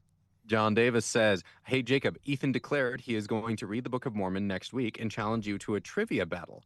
Are you going to accept? Did you guys see that Hank Smith accepted that?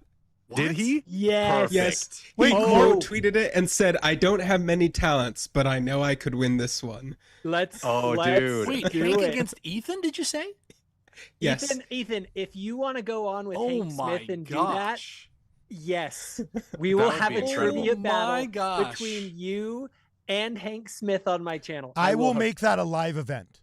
Dude, That will be a Ward Radio sponsored live event. pop the popcorn. Wow. Beautiful. Deseret Rebel. It says, one egregious error Ethan made was claiming that it was mostly quoting the KJV.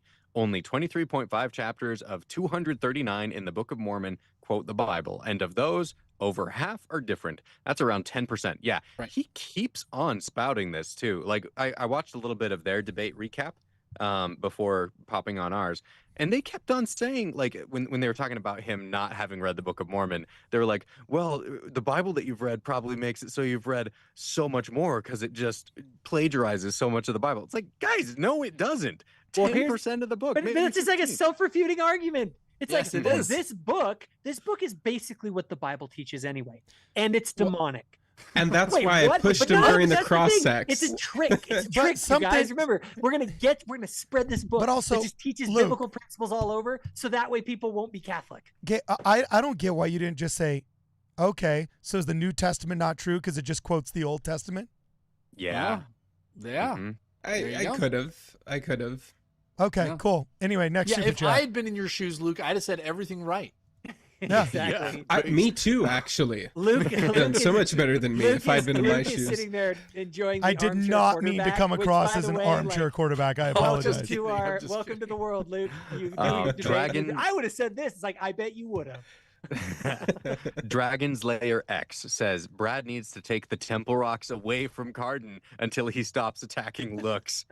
There we Or- go. Or Oh, he makes people, temple it's rock the merch. internet. Grow some skin, people. We're just The laughing. interpreters must be taken away. But So he gave Carden an highbrow. out. We're so saying- highbrow as he's literally saying we're demonic. All right, memes. Like, This like isn't- what? This Anybody- isn't a call. This isn't a call to be highbrow. It's just not to stoop to their level, right? Sure. So, yeah, and now he also says, or to make Temple Rock merch. Next merch item with a wink. Yeah. Cool. Okay. Sorry. Should we jump to some memes? Yeah, let's do some memes. Wait, hang on. Cameron Bartuzzi's texting me. He says I can do memes on his channel. That's funny. I'm just kidding. I'm just kidding. All right. So in the Discord, ladies and gentlemen, we have just a couple. The internet has produced these things. The crack team of investigative journalists here at Ward Radio. They're behind Carden, behind that wall. They're tick, tick, tick, tick, ticking away. They don't even have time to watch the stream to see their products. Is it the ones with up live. Jesus? No, the first one is going to be the thumbnails. See the different thumbnails? You got to Yes, scroll way up. I There's do a lot see in it. here. Okay. There's two thumbnails. Story I of see two it. thumbnails. Okay, here it is. One of them shows the original thumbnail by Cameron Bartuzzi. Anybody else notice this? He found the one still frame on the internet that shows Luke looking mildly upset. Well, and Yeah. like Is that AI? I looked. No, it's not real. I That's think an it's AI. AI. That is Yeah. definitely an AI He creation. told AI, add 15 pounds and make Luke look mad? Like, what in the heck? I Well, saw and this he thumbnail. I was had like, another thumbnail to start with where I just looked normal, and it actually had the Book of Mormon on the thumbnail, and then he changed it to like this completely bland background yeah. with what in the both of world? us looking like we were angry. So he's got, I don't know. He's yeah, got and the Christian. Ethan one, I'm sort of like, why don't you make Ethan like smiling or happy or something? Yeah, Like- he kind of did Ethan dirty too. yeah, like he did both of them dirty on that. Ethan one. looks I like thought- Joaquin Phoenix in the Joker before he's about to do something violent. Well, you know, I saw do some not want to Jeez. click on that video. Like I I see saw- that thumbnail, and I do not want to click on that video. I saw some people talk about how Ethan was leaning into a certain persona that he was encouraged to portray himself this way. Yeah, what, the right? So I Inquisitor? don't know if Comments. that's true or not. Yeah, there The were comments Joker? in the chat saying, dude, Ethan looks so epic, man. That photo looks so awesome. So Yeah. he puts Christian, not Catholic, versus Mormon. And why are we like in a rainbow pride banner? What is that? Oh, Anybody and else this- find that weird? I thought it was this cool made looking. me think of something, Jonah. I liked it. Starbursts? They're so allergic to saying the full name of the church. Like they won't say the Church of Jesus Christ of Latter-day Saints, which ironically makes it so they will not say the name of Christ, right? They avoid it to the nines. Like they're just like, no, I'm not gonna say it. They're Mormon. Like, come on, guys. Yeah. You know the name of our church. You can Good just point. say the name of our church. You're not gonna burst into flame. It's gonna be fine. Great point. Maybe great we'll point. burst into flame though if some people get their way. That's right. So they also photoshopped the spit off of Ethan's lip, and they clad Luke in black like his demonic soul. Now, we actually here at Ward Radio came up with a much better thumbnail that I hope Cameron is watching this so he can take some notes. The second thumbnail here, Carden, if you could pull that up. Okay, it's here. So it shows the actual halo around Ethan's head, which I don't know why they were trying to cover that up, but there definitely is a halo around him. The proper Mormon Pride banner has the full color spectrum. Also, Luke is now weeping, which is more accurate. Who made Ethan's this? brain is finally back in focus. This is the internet. I don't know who makes these. These just fall into my inbox. Ethan's brain is back in focus properly, and Luke is now wearing is now representing anything and everything that is non-Catholic with his Rainbow Pride shirt. That's So that, funny. you know, And the Cameron, horns. your studio's great, but your thumbnail game is just a little bit weak. We need to get better thumbnails. Okay, So next one. I brought some comments here I wanted to highlight that I think are just absolutely amazing. So the first one is a set of 4 different comments from BFMDSM2020. He says, well, Satan was also partially responsible for the crucifixion of Jesus, which was the worst thing that ever happened to demons. Even if, and that's a big if, your faith in the Mormon God gets you into heaven, it wouldn't mean Mormonism is true. Well, it would mean it wouldn't matter at that point. Wow. Okay. So, wow. So wait a minute. So false demonic religions can still get you to heaven? I mean, okay, I guess. Like, that's what you want to say. What a crazy argument. Next one from Brendan. This is what we call cope. That is cope.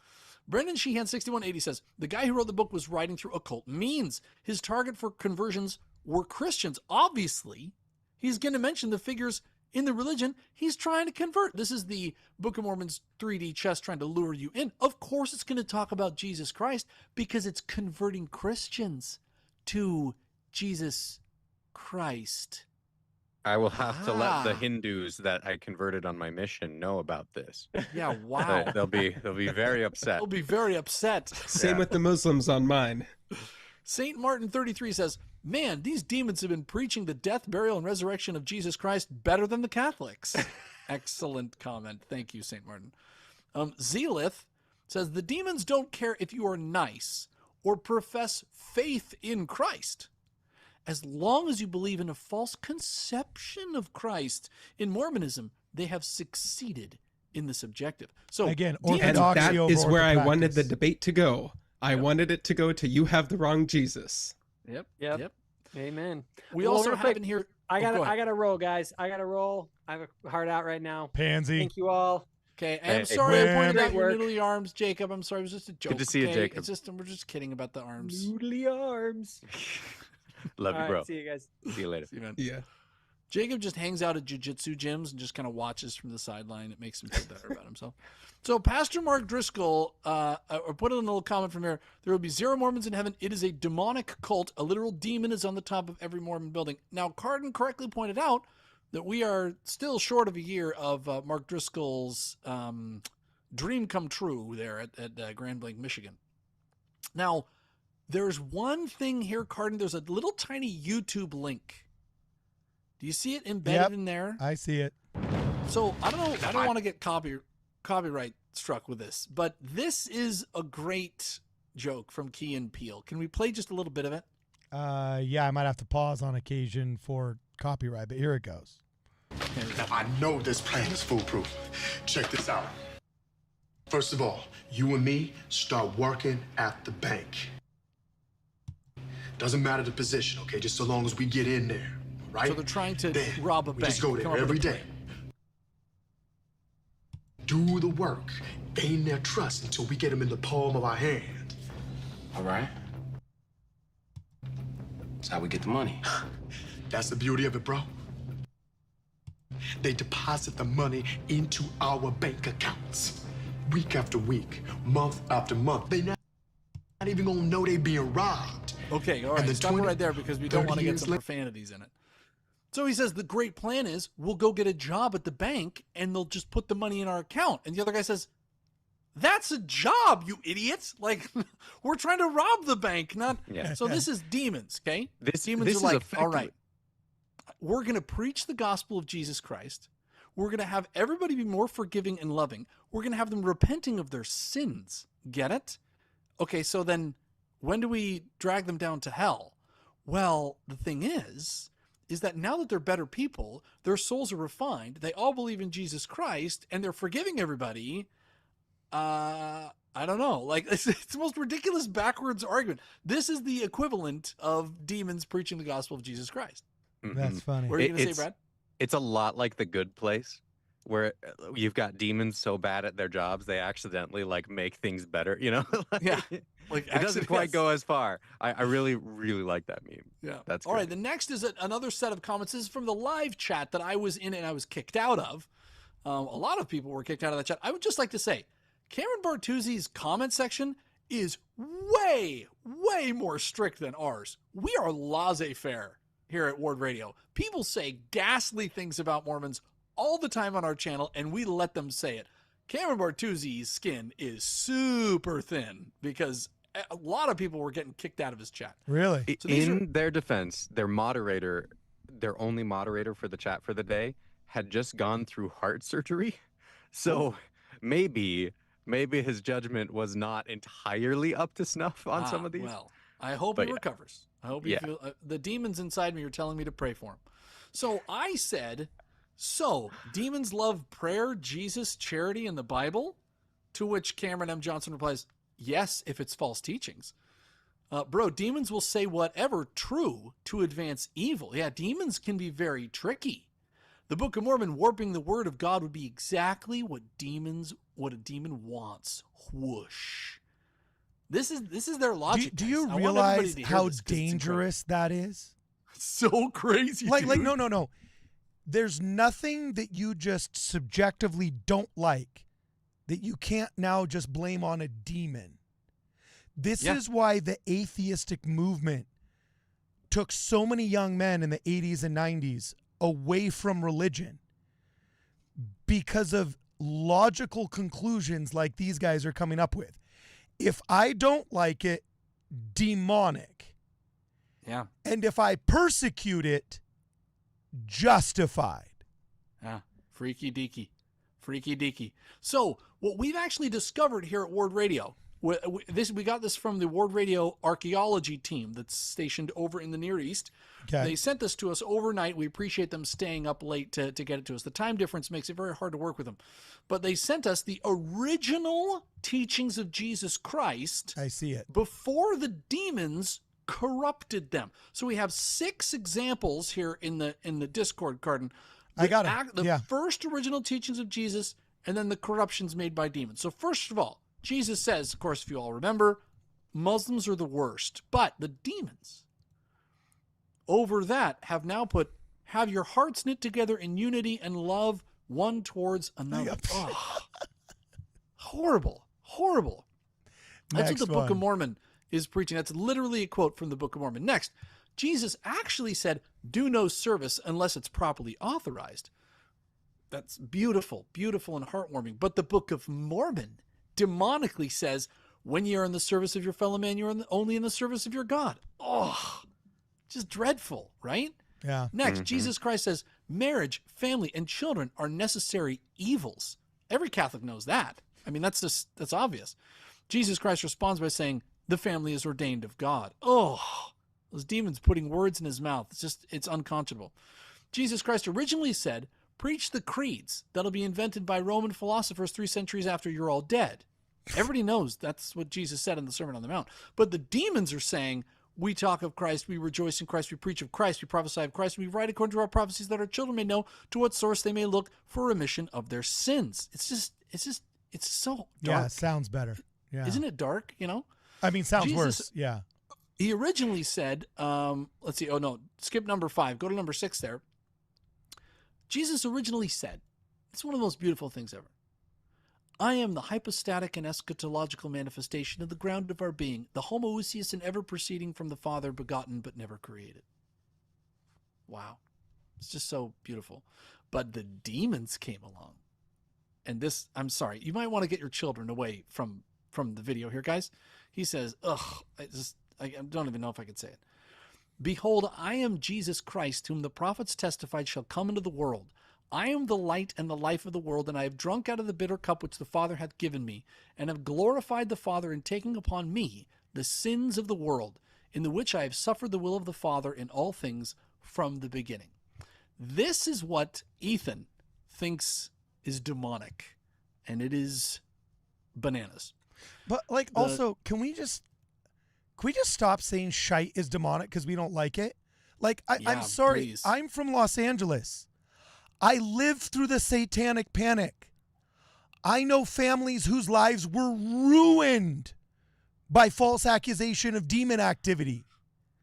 This is on par with they eat babies. No. Is nobody else, I don't know why we're all jumping to say, oh, don't, keep it above the belt because we're trying to keep to substantive arguments. things being demonic is not a substantive argument in 2026. We're done with substance. We've moved on to the good stuff. We're done with all the Okay. substance stuff. Okay. All right, so we have actually curated a list of 10 good reasons to think that the Book of Mormon is demonic. We say all the time that we need better enemies, and we're going to throw a bone. Matt Frad, Trent Horn, all you guys out there, you all have these terrible... Look, that Joseph Smith sacrificed some sheep or whatever is a terrible reason to think that the Book of Mormon is demonic, because it's not true at all. So Here's the 10 good reasons. Okay? Number 10. Your Mormon neighbor took out the trash without asking. Yeah. He took out your trash without asking you. That's theft. It's a theft. Yeah. Thank you. Thank you, Luke. Number 9. You're gluten-free, but your Mormon aunt made you pumpkin bread anyways. It's horrible. That's a great reason. That's a fantastic reason. No. Number 8. Mormons are suspiciously wealthy. Hashtag make it a trillion. Hashtag make it true. Number 7. They built a gorgeous mall that saved Salt Lake City from becoming San Francisco. It's a perfectly viable reason to hate the Mormon church. Okay. Number 6. The Osmonds. Yep. No accounting for taste. Okay. No accounting for Yeah. taste. Number 5. I was Mormons were waiting the for more, and it was just the. Actually, okay, I met the Osmond. We met the Osmonds at the Book of Mormon Evidences Conference. Delightful people, wonderful celestial people. It's just a joke. If you haven't noticed, some of these are jokes. Number 5, Mormons were the first to give women the right to vote. Okay, well, this is the first time I'm right on par with Ethan Muse. You know what, Ethan? Bring back the persecution. Bring back the trial. Number 4, and this one's going to sting a little bit because it's true. Good reason to think the Book of Mormon is demonic. Their wife has better hair than yours. What? Yeah, it's true, and we all know it. Okay, let's stop Wives? pretending it isn't true. Is that supposed to be plural? Or no, I'm just kidding. Keep going. Keep going. Number 3, you can think the Book of Mormon is demonic if you're a fentanyl dealer, because they are hurting your business model. Okay, got to make a living somehow. Number 2, you can think the Book of Mormon is demonic if BYU beat your football team and then cleaned up your stadium. Yeah. That is a very good reason to hate. That's a very good reason. Yeah. But the best reason of all to think the Book of Mormon is demonic, and everybody here can agree. Number 1, the bricks and minifigs guys. That is the best reason That to is think fair. the Book of Mormon is demonic. That is fair. Okay? Can we all agree? All right? That's got me questioning Crazy. all my life choices. Bricks and minifigs, guys. They're Utah. That's different. That's different than being Mormon. Utah is Utah. Mormon Oof. is. It cancels it out to you, Carden. No, I'm California. just saying, hey, the top 10 rules of anti-Mormons, what's anti-Mormon rule number 9? Is thou shalt co-opt Utah-isms as Mormon-isms. Mm. You know? So, yeah. Nice. Anyway, okay. Let's catch up on these super chats. And then I actually got to go to work. Oof. Yeah. I gotta And work. we need to get the clips that Luke has, right? Oh, jeez. Yes. That's like the main point. We've I gotten will to blaze 0 through of the debate. Okay, Mary Lou Howarth. We have a Catholic in the chat who is interested in our church, Taylor Ferguson. Thank you, Taylor, for being here. Bill Birch says, how is that Israel money taste, Carden? Should you publicly disclose you're getting paid by Israel? What? Oh. What? What the heck? No, I've never These are been the paid. Shane Baldwin guys. Is Oh, this over maybe. the thing about the going to Israel trip? I think No, I've these never- are the psychos. No, this is really funny. Yeah, like Yeah. there's like these rumors So what we going around need that I to get do paid. is kind of, we have Ethan over here and them over here. We just need to kind of move out of the way and let Yeah. them meet each other. Yeah. and No, see we what literally happens. we have over here Mormons demonic, and then we have Ward Radio part of Jewish conspiracy. Like, Ridiculous. I don't know which Dude. one, dude. Yeah, I've never received a dime from the state of Israel, but they keep saying that. Yeah, it's kind of crazy. Uh-huh. So ridiculous. They think we eat babies. They think that I eat babies. So Oh, Yeah. really? Oof. No, but also they're Okay, saying Tina, like I don't know. They're saying it about a million. They're saying it about a million influencers right now. So it's kind of like okay, whatever. Well, I mean, if anyone disagrees with you, then clearly that's got to be your only option. And by the way, right? that Like, that's come on. that's what a Zionist that's collaborating with them would say. It's this weird Oh, yeah, self. uh-huh. It's this weird self-certifying thing. So Oof. thanks for the super But- chat. but though. if you are I haven't Carden, you need to received- tell wait, me. I haven't received a dime from the state of Israel, but I just got a $5 super chat from the anti-Zionists. Nice. Okay. So in a Tina way- Ann gifted 5 memberships that I wasn't able to pull over. So let's just, Jonah, do you want to welcome in the chat invite them to stand and all that? Yes, all those of you who have been awarded a Ward Radio membership, please stand. Please. Yeah. Come on. Don't be embarrassed. Come on. We can. Thank you. All those who would like to welcome them to the Ward Radio worship, please do so by putting 5 W's in the chat. Guys, you got to remember to renew your membership so that you can see exclusive videos and early videos and all the good stuff. We do a pantsless episode every week. Shirtless. We're always pantsless. So you got to have your membership current only. so that you can see that. Yeah. Next one, Wanton. Okay. Wanton DDW says Ethan made it sound like demons can imitate everything that Jesus can do. My question is, how can you tell if it is demons and not Jesus or an angel? By the way, if it's the wrong baptism or not. did anybody notice that he actually gassed up the demons so much that he made them more powerful than Jesus? So Jesus can't establish his kingdom on earth, but the demons can disingenuously in the name thereof. So it's like, wow, so the demons are actually better at Jesusing. So the demons... It's so nuts. Man. It's weird. It feels like he had just left out when Christ said, look, will Satan cast out Satan, right? Like, this is not the way that they operate. The scriptures make that clear. Yeah. Yeah, exactly. Okay. All right. Now, Wanton DDW, Jared Beagley is next. He says, I was worried about how Luke would handle that many attacks during the opening statements, but my worries were unfounded. Good job, Luke. M. Smith, LDS. Am I crazy or something? Wasn't it just yesterday that we had the Catholics were going to hell together with us? How did the evangelicals co-opt the Catholics to come after us? Yeah. Remember, we have a Crazy plan. times. Brigham Young said, if we really are bound for hell, then we will go there, turn the devil out, and make a heaven out of it. Okay, there's only 6 more beast. super chats, and we're getting to some timestamps.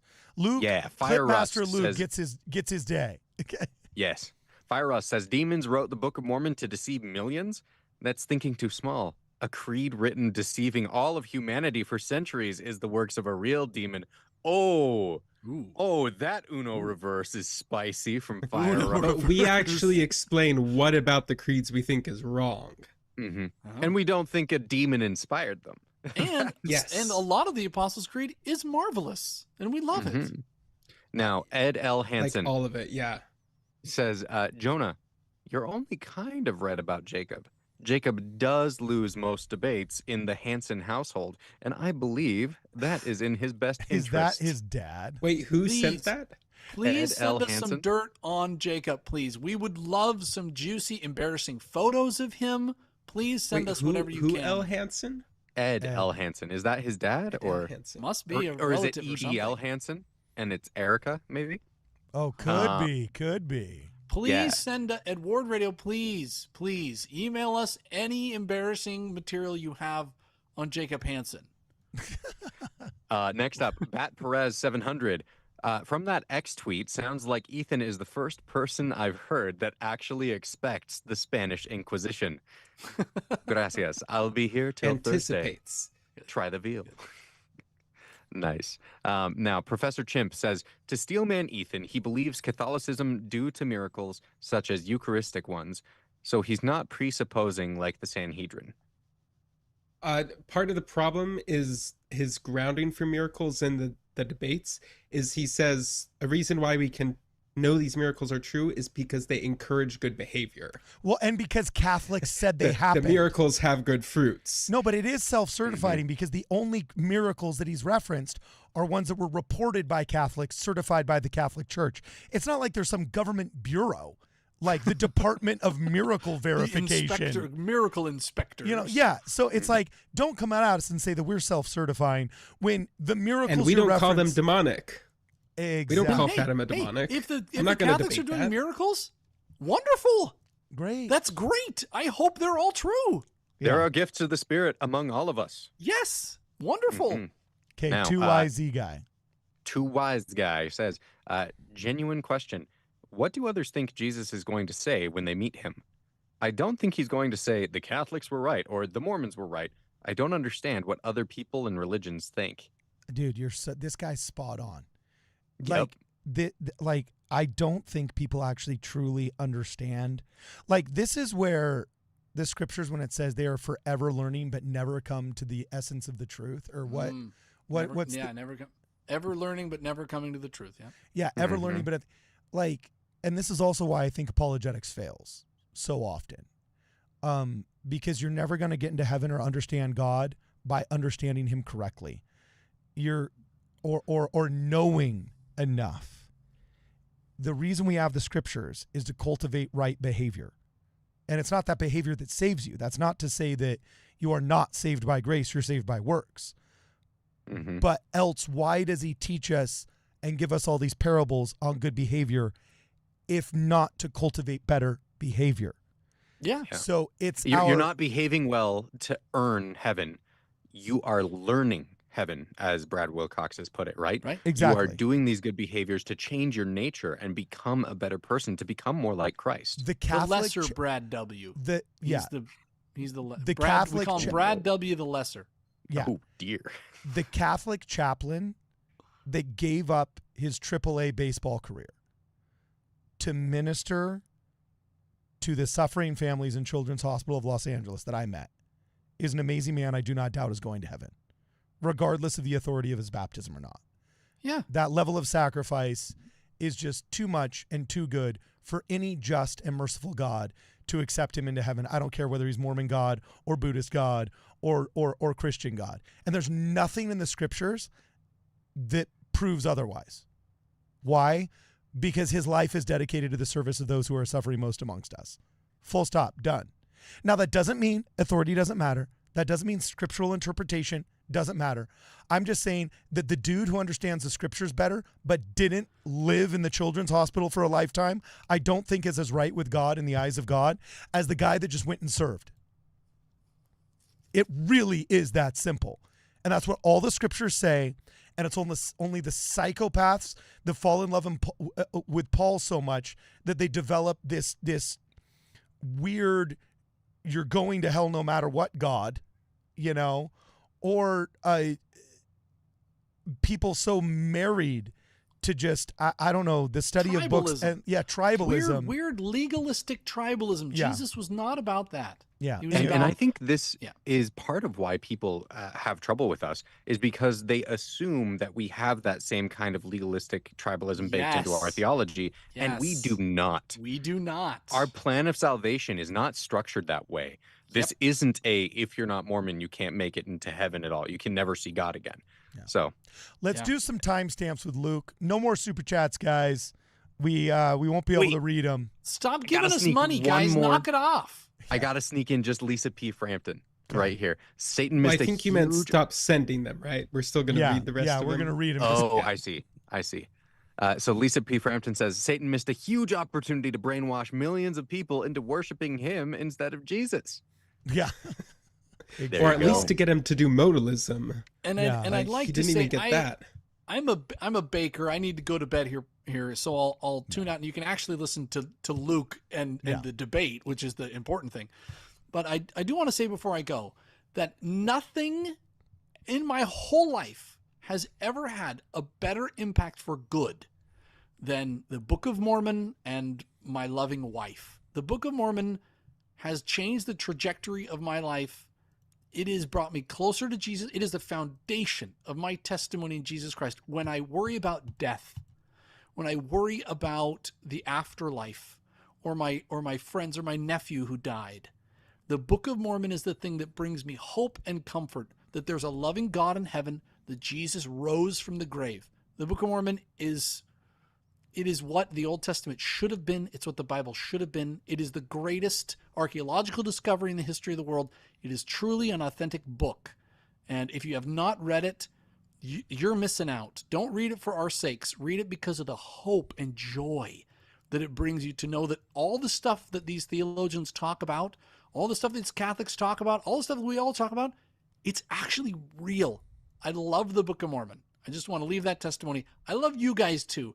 Brad, thank you. I'm sorry that I cut you off so many times. No, I love your commentary. Okay. Luke, you were fantastic. I claim all the credit for your debates because I taught you everything you know about debating over all our years of me training you, like Mickey training Rocky, and Cardin, you look great.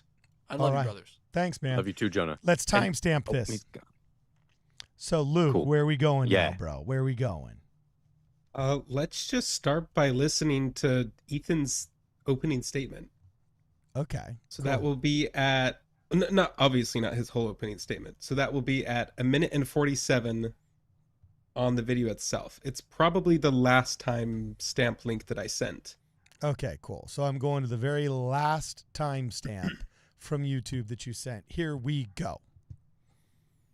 Great. In an article published in Times and Seasons in 1842, Joseph Smith wrote, quote, "Nothing is a greater injury to the children of men than to be under the influence of a false spirit when they think they have the Spirit of God. Thousands have felt the influence of its terrible power and baneful effects. The Turks, the Hindus, the Jews, the Christians, the Indians, in fact, all nations have been deceived, imposed upon, and injured through the mischievous effects of false spirits," end quote. If the devil has raised up thousands of false prophets that have successfully deceived all nations, then it is prudent to start out with an attitude of extreme skepticism towards anyone that claims to be a prophet. To escape the conclusion that... Okay. He's already misinterpreting things. Yep. Joseph Smith is not sitting here saying literally the entire rest of the world is deceived. He's saying there are people in every single one of these groups that have been deceived, right? And this comes from an 1842 Times and Season article called "Try the Spirits," right? Go ahead, Luke. Yeah, so the funny thing Sorry, is, you were article, nodding in a way that I was like, oh, you got something to say. Yeah, I looked at this article before, and because I knew that he was going to try to use Joseph Smith against Joseph Smith. So I said, what in the world does he think he's going to get? And I went and I looked at this article and I read this article and I was like, yeah, there's nothing in there. It must be somewhere else that he's trying to find this.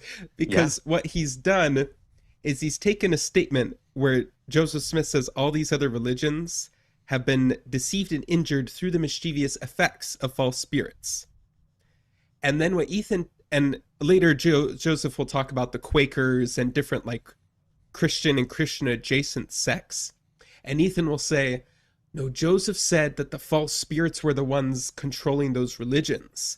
Mm-hmm. And they taught good things. Yep. So that means that Joseph can't uphold his own standard. He didn't say that.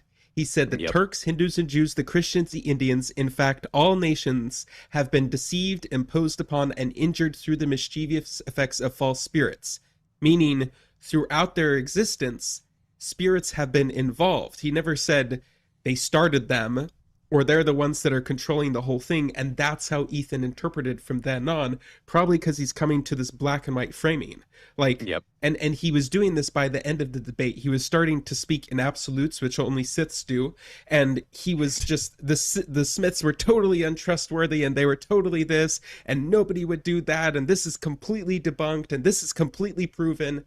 And so Joseph didn't treat it like that. The church members, for example, Zion's camp, going out, doing the march, they're getting sick. There's a problem with Joseph's dog barking at people, and one of the guys doesn't like that. And they start getting mad and they start yelling at each other. And then Joseph gives a little sermon about the bad spirits that have been amongst the group and we need to do stuff to try and get rid of them. He's not saying the church was started by false spirits. He's saying right now we're under their influence. And so that's what he's saying in this article. And that's why I completely dismissed this article. And then when Ethan brings it up and uses it, he thinks this is his silver bullet. And I'm sitting there in the debate like, why did I not think this article was a problem? And the way Ethan frames it is so disingenuous. Yeah, honestly. Literally anybody, look this up. It's on the Joseph Smith papers. Read through the article. It's a good article. See if it says what Ethan Muse is saying it says. I don't think it is. He even went so far as to, in the debate, Luke, it looked like he was trying to use this to say that Joseph Smith doesn't think that you can use good fruits to by their fruits ye shall know them, right? Like, I was like, bro, what are you talking about? Like, he's talking about trying evil spirits. He's talking about understanding God and getting gifts of the Spirit to do so. He talks about revelation in this. It's a really interesting article.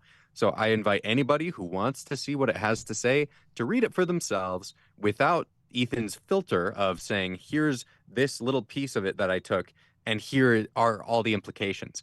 Because it's just like what's going on with all the stuff he got from the Hurlbut affidavits. He's overplaying his hand. Yeah. Now I have something funny, Cardin, where he did this. This is more just catching him on his lack of knowledge on the subject. If you go just one timestamp up from that, so it says atheist mix-up start. Okay. And it's the YouTube link that's to timestamp 1586. Okay. Gotcha. There's going to be 3 of them because it played out across Seems my like you kind opening, of then have. his rebuttal, and then my rebuttal. Okay, here we go. Ethan has to assert that history can only be read one way, but he strains the data and consequently he arrives at conclusions outside of even the non-LDS consensus. For example, the Protestant Dr. Kyle Bashir says, "At one point in my life, I would have said, how could Joseph Smith not be a fraud? But now he says, quote, I think Joseph was sincere in his desire for salvation, and his desire only grows over time." The independent trained historian Don Bradley went from thinking Joseph Smith was about, quote, money, sex, and power, that's Ethan's gig here, to thinking he was sincere through a 2-year-long research project on Joseph Smith's polygamy, of all things, and 5 years researching everything else about Joseph Smith's life, much more than Ethan has done. Non-LDS biographer Robert Remney observed Joseph was, quote, a man absolutely convinced that his religious authority came directly from God. Joseph's most recent biographer, mainline Christian Dr. John Turner, says, I really resist words like charlatan or fraud. I don't think they're adequate at all to understanding Joseph Smith. Okay. So we can pause there and now go back up to the first atheist mix-up one that I posted, timestamp 2455. Okay. And this is what Ethan said in response to this. Okay, so atheist mix-up start, then the next timestamp below it, right? Yep. Okay, here we go. Great. No, this is the beginning again. In an article published in Times and Seasons in Here, just tell me the timestamp that I got to go to.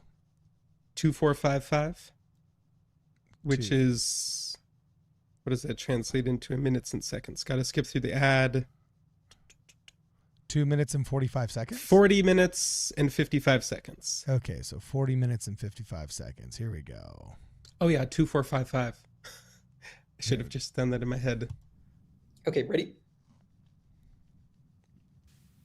Yep. Oh, wait. Oh, cool. Okay.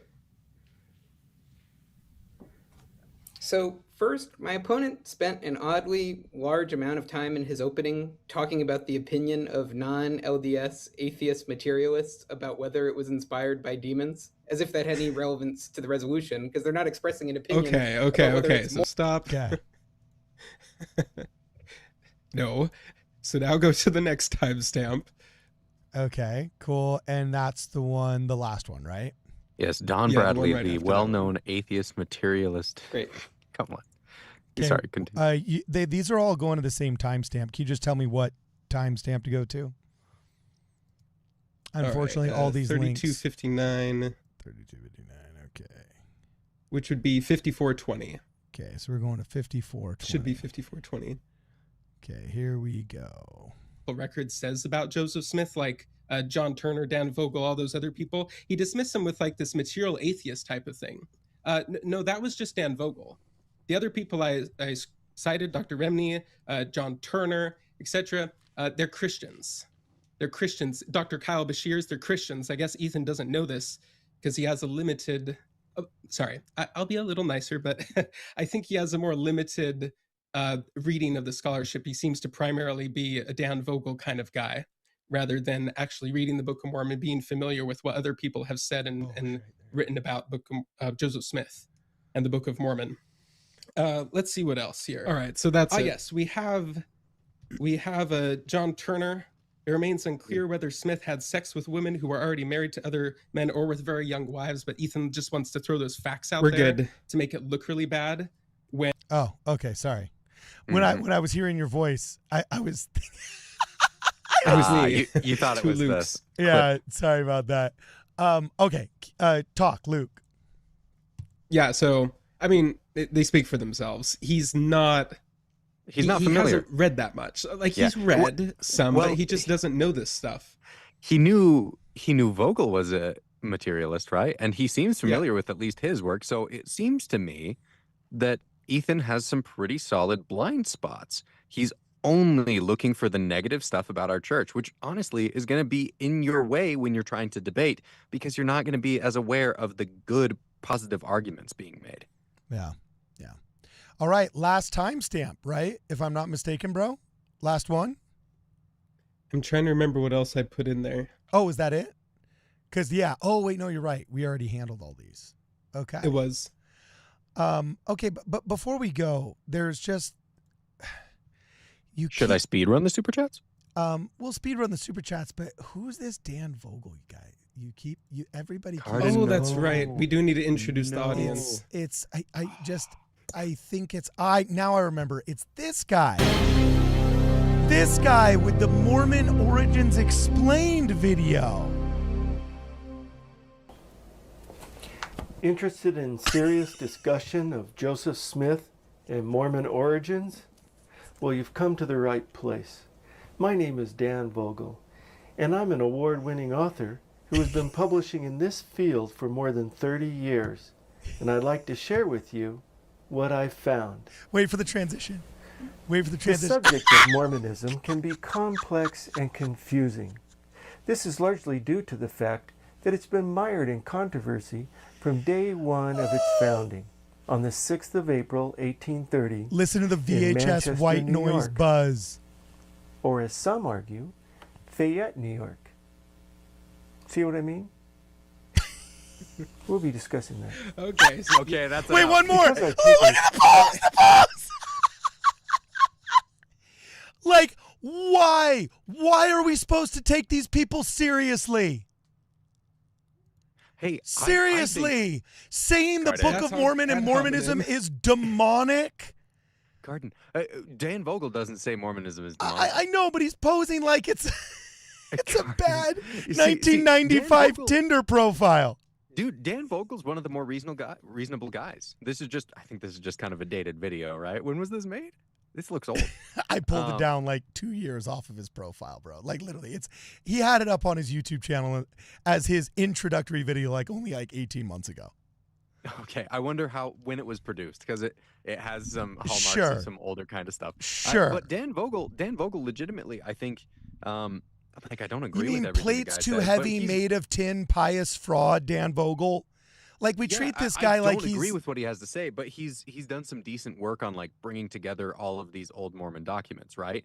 So it's not like he's completely without any sort of but this is merit. what bothers me. The That crowd doesn't that mean we wants should believe the everything crowd he that says, wants though. to quote Dan Vogel acts as though he's some kind of historian with a PhD that wrote a seminal work, when he's just as much an independent historian as half these Heartlander guys self-publishing videos. Like independent historian, what? It's only because he has an anti-Mormon take that the academic community loves and flocks to him, because the academic community is largely secularized. So I'm just tired of lionizing people that haven't earned the lionization, especially when I don't think we should lionize Dan Vogel, but I also don't think we need to villainize him. I'm not. I'm just saying, before we lionize him, go watch the video. Just Google Dan Vogel. And then let's see if you want to lionize the guy. All right? So, fine. I think it's funny. I think it's hilarious. I think it's better than watching Troll 2. And any day of the week, you can get me to pull up Dan Vogel's introductory video and play it, and I will laugh and I will love it. There's nothing wrong with loving it. Keep going. And this goes One back other thing? years. There's a classic Ward Radio clip of Carden and I. It's quindessential. You have Yeah. to find it somewhere out there. We'll find it, And- make a YouTube short And out of since it. since we have dunked on him so hard, I do want to say I respect about Dan Vogel that he doesn't go the direction of just repeatedly saying, look, no one can be a reasonable person and be a member of the Church of Jesus Christ of Latter-day Saints, right? Oh, I you don't think see so? I don't see that as like his underlying thesis. I see him sharing that he does not believe what we believe, but I don't see him shaming people to the degree that people like RFM and Bill Reel do. Does that make sense? That makes total sense. Yeah, but he has no problem showing up on their show. Oh, I haven't seen him on their show, so maybe. But it's fine. I offered to fly him down here. Heck, I'll give him an honorarium as a independent historian. You know what I'm saying? So okay. Well, I will get to. We do need to have an honorary super chat from Emerson Green. Word. Oh yeah, go for it. Hit it. I love that guy. He posted during our live stream, so I don't know if it was because he was watching and saw it here or just coincidence, but he says, saying, "This debate has really made me appreciate how my religion used to just kill people instead of debate them. Is low-key the funniest possible reaction to a debate." That's true, dude. That's funny. Okay. He has good takes. Now burn through the super chats because I have to go now. I'm already 15 minutes late for work. I've sacrificed for this audience. Okay, sick. M. Smith, LDS. I would sponsor the Ward Radio sponsorship of that trivia battle. Alex Watson. Funny. I'm starting to believe that the most fruitful part of the debate is the aftermath. The substance of a debate is more easily considered after there's been time to parse apart the arguments or gish gallops. Yeah, good comment. That's what the debate's for. Yep. Yeah. Now, Pioneer Games. Luke got Ethan to admit that some Book of Mormon content had to be supernaturally obtained. You should have asked him for his favorite example of that.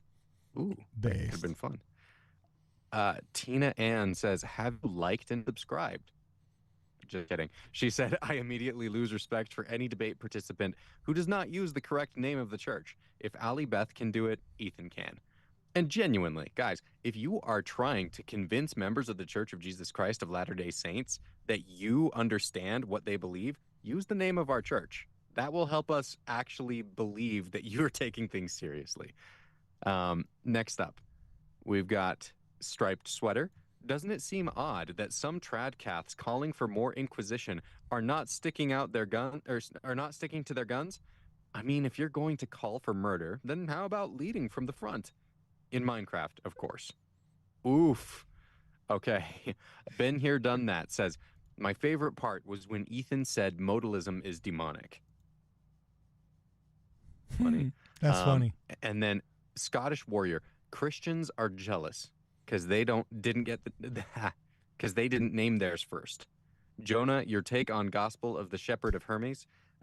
Joseph is a rough stone rolling.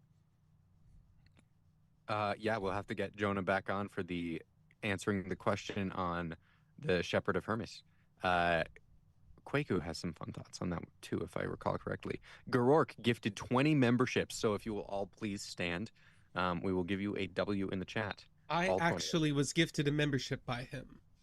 So I will stand up. There we go. Thank you, Luke. All right, W in the chat. Now, Wyatt Graham says, I like to say prove your faith. To an extent, works. Interesting. Did I catch all of that? Did I miss a piece of it? No, that's it. Okay. Next, Garork says, he gave a super chat for all those super chats that won't be read. Then Pythagoras 12, Ward Radio paid by Israel? It's out. Tell us first. Dude, by the way, Brad, what's the evolution of who we're paid by? Remember, it used to be, they're paid by the 501c3s of the church because nobody could believe that our production quality was so good and we were truly independent. And so we've gone from being paid for by the 501c3 auxiliary organizations of the church clandestinely, like with entire expose videos that had like no proof, and then to we're being paid for by the church itself, which of course we've never received a dime from the church. We're not paid by the church. This is crazy. But when they couldn't prove that, now we're paid by the Jews and the worldwide cabal. I don't think you can get higher than that, bro. Like, this is awesome. Like, this is the ultimate compliment. Like, I've made it into the Illuminati, dog. Well done. Well done. Final super chat. Z Blade Grayson 6660. Boy. Not sure if you've already covered this, but Ethan during this debate kept sharing that weird sheep story. Yes, we did cover that.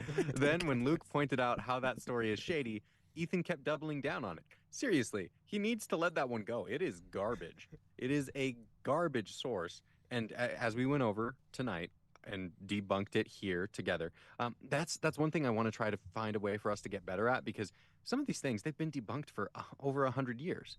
And so it's like, okay, how do we get a very quick answer book together for people on like, okay, what's your question about this? Here's your quick answer for why it's debunked. Because I always see people be like, oh, you just say it's debunked, but you don't explain how. Yeah, no, this is clearly debunked, as we described earlier on the show.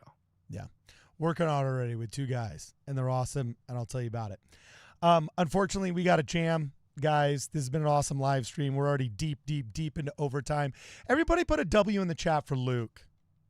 You know what, Luke? And for my dad, who just got a membership gifted to him. Yeah. Oh, and who just gave a super chat. Oh, Adam Hanson. You want to hear what he says? Yeah, read that last one. My Read that father's, one. Adam Hanson, said, Luke did such a great job against Ethan. He must be right about the Daily Wire. I am subscribing. There you go. Oh, he's got a good sense of humor. He's got a good sense of humor. And one Z other guy. Balder Grayson 6660. And why are all the Catholics on an anti-Mormon spree right now? Great question. It's not all of them. It's not all of them. Trent's I not. want to point Trent's out. not. Yeah, it's Ethan Muse and Cameron Bertuzzi. I don't know what's going on with Well, Cameron. and kind of Matt Frad and kind of Yeah. Joe Heschmeyer. And it's weird, and they're using all these Protestant arguments, and it's like, guys, it's the weirdest thing. It's like But we the don't normal use, Catholics, the normal Yeah. Catholics are not against us. Yeah. All right. So unfortunately, we got a jam. Big shout out to all of our sponsors who help keep us and the lights on. We got, where are they? There they are. Oh, you can't see it. Go and Do Travel. Big shout out. Thank you very much to Go and Do Travel. For more information on Go and Do Travel, please visit goanddotravel.com, as well as Angel Studios and Scripture Notes, the coolest way of reading your scriptures online. To visit, hear more about Angel Studios, you can visit angel.com. And to learn more about Scripture Notes, you can visit scripturenotes.com.